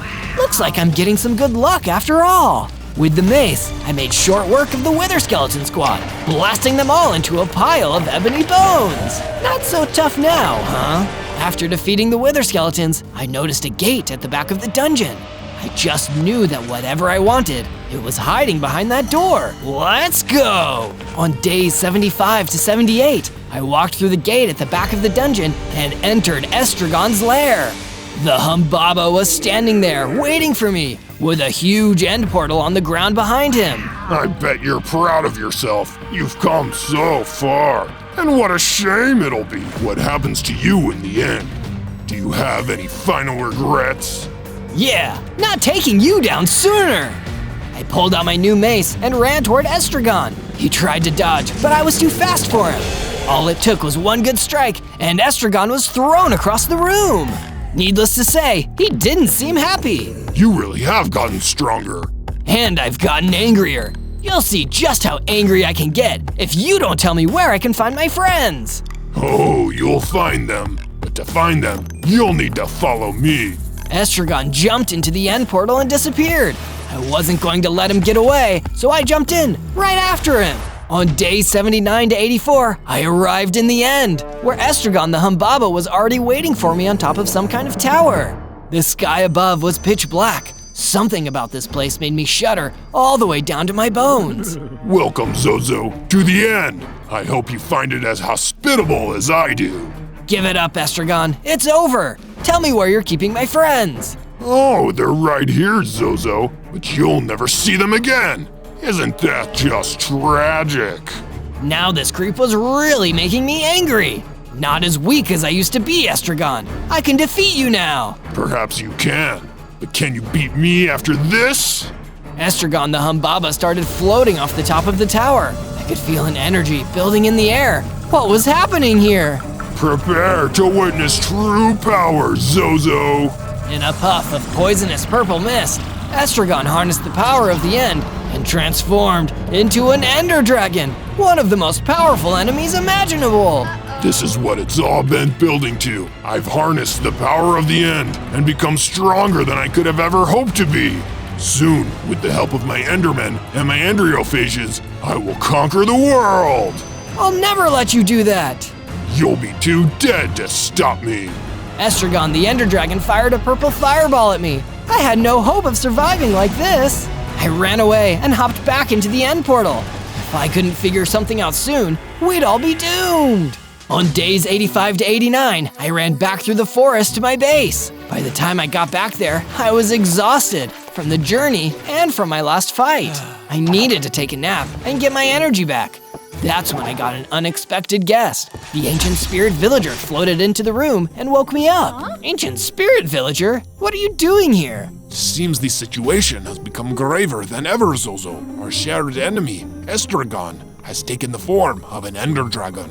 I know that, ancient spirit villager. I saw it happen. Then you know how much is at stake, what we must do in order to stop him and save the overworld from his tyranny. You still think I can beat him? If you wish to save your friends, Ian and Coco, then you will have to. But you will need to get stronger first. Here, take this. The ancient spirit villager gave me a sharpness enchantment, which would make my mace even stronger. But if I wanted to beat this new Estragon, I needed to make my spirit stronger as well as my weapons. Feeling well rested, I went out to the statue and put on the final finishing touches. It looked amazing, just like my friend Ian. I knew when he finally saw it, he'd love it. He always was a little full of himself. That's when the ancient spirit villager appeared to me one more time. Zozo, my time is almost at an end, but I have a message to impart to you. If you wish to survive the wrath of the Ender Dragon, you must wear the ultimate armor. You will find it in a chest, hidden in the Nether Wastes. There is a portal to the Nether on the stone shores. You can do it. I believe in you. And with that, the ancient spirit villager faded away. I would need to do the rest alone. Thank you, ancient spirit villager, for everything. On days 90 to 94, I used the sharpness enchantment the spirit villager gave me on my mace to make it stronger. I took my enhanced mace and made my way to the stone shores. You could see the nether portal glowing in the distance. It's now or never. Have I made that joke before? There were a few zombies scattered along the shoreline. When they saw me, they immediately started running towards me. Thankfully, by this point, I was way too strong for them. I took them all out with my mace and ran towards the portal. Nothing is gonna stop me now. I jumped into the portal and was suddenly transported to the fiery nightmare world of the Nether. Now I've gotta find that chest. This place is way bigger than I thought. As I wandered further into the Nether Waste, I was attacked by a horde of zombified piglins, all oinking furiously. Guys, I'm just looking for the chest. I don't want any trouble. They weren't interested in listening. Instead, they all attacked me and gave me no choice but to fight back. Take this and that.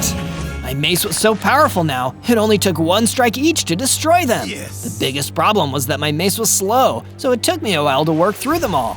They really should give you guys a raise. Once the zombified piglins were taken care of, I continued exploring until I found an empty bastion remnant. This must be where all those zombified piglins came from. I wonder if they were guarding something. I crept inside, and that's when I saw it, the chest. The exact thing that the ancient spirit villager told me about. I opened it up and found something amazing inside. A set of netherite armor, the strongest armor ever. This would be perfect for keeping me safe against the wrath of Estragon. With the armor in my inventory, I ran back to the portal. It was time to return to my base and prepare.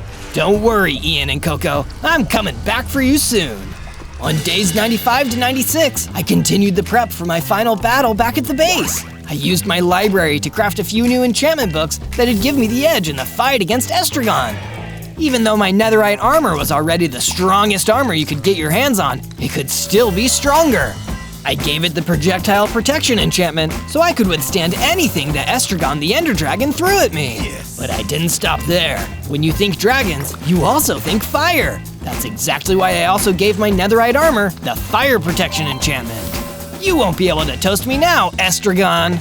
But I couldn't just load all my efforts into defense. My mace was powerful, but it was also slow, and it was no good at long range. Not exactly great when your enemy can fly. That's why, just to be sure, I also made a throwing axe to keep in my inventory, just in case Estragon decided to cheat and use his wings. And to think, I started this journey as just a fun YouTuber. Now I'm a powerful dragon hunting warrior. Let's go! On days 97 to 98, I made the hard trek across the forest toward the cave where Estragon was keeping his end portal. I was nervous. After all, the Ender Dragon was one of the strongest enemies I'd ever faced. But I knew in my heart that I could win this thing and save my friends. Do you believe I can do it? Let me know down in the comments, along with what adventure you'd like me to take on next. Anytime you want more Minecraft adventures with me, Zozo, just search ZOZO for more. That's when I noticed that dark, scary dungeon right in front of me. Okay, Estragon, it's now or never. I'm gonna defeat you once and for all. On day 99, I entered the dungeon where Estragon was keeping his portal to the end. If I didn't defeat him here, he might become all-powerful and spread the ender creatures all over the world. I can't just let that happen. I jumped into the end portal and was immediately transported to the main island of the end. I saw Coco the Chocobo and Ian trapped in cages, watching helplessly, while the mighty ender dragon floated up above. Ha! You actually came back! I can't tell whether you're brave or just foolish, but I'll destroy you either way. Coco and Ian looked amazed to see me here, and I was so happy to see them. Zozo, I can't believe you actually came back to help us. This is literally the coolest thing you've ever done. Don't worry, guys, I'm gonna save you. That just made Estragon laugh. I thought it might be nice for them to see you get destroyed. It's a little parting gift from me to you, you pathetic little weakling. Who are you calling weakling? It was time to level up. I equipped my mace and felt myself beginning to change. I upgraded, reaching twice my height and strength, my final form.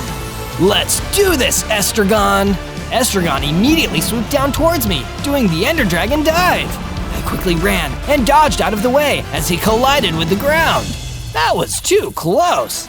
I grabbed my mace and ran towards him, ready to deal a blow, but he was already up and flying around again. Oh, come on, that's not fair. He unleashed a purple fireball that flew down towards me and exploded, filling the area around me with that lethal pink haze. I could hardly breathe. I needed to get out of here before it depleted my health. This is even worse than Ender Flu. The Ender Dragon had so many attacks, I could barely keep up. Just as I was recovering from the poison gas, the Ender Dragon flew towards me again, spewing a barrage of normal fireballs down onto me. If I wasn't wearing my enchanted netherite armor, I probably would have been melted, right there and then. Despite my armor, they still dealt some damage, taking out 2 of my hearts. Thankfully, I still had my healing potion to get me back to full health. Bottoms up. And Estragon certainly didn't like that. Face it, Zozo, I'm all-powerful. You can't stop me. I will rule the overworld. But I wasn't done just yet. I grabbed my throwing axe and prepared for the next attack. This time, I'd be ready. You want to finish me off, Estragon? Come on and do it then. If you insist, Zozo. I saw Estragon preparing for another dive towards me. This would be my chance. As he got closer, I threw my axe at him, throwing off his arc and sending him collapsing into the ground with an earth-shaking crash. Before Estragon the Ender Dragon could get himself back up into the air, I pulled out my powerful mace and ran over, straight towards his head. I could see him starting to panic. Wait, Zozo, no, you can't do this! This is what happens when you kidnap my friends. Boom! With one strike of my mace to his head, Estragon the Ender Dragon was destroyed for good. It was over! You did it, Zozo! Yeah, you won! On day 100, me, Ian, and Coco escaped the end. I let them run ahead while I turned around to throw my mace into the portal to destroy it, so nobody like Estragon would ever come back. The portal started bubbling up, so I rushed to get far away from it. When I turned around, I saw a dozen of tiny falling stars raining down on the dungeon and portal, slowly reducing it to rubble. Then we made our way back to the base to finally hang out and chill. The adventure may have been over, but now with my friends back, the fun had just begun.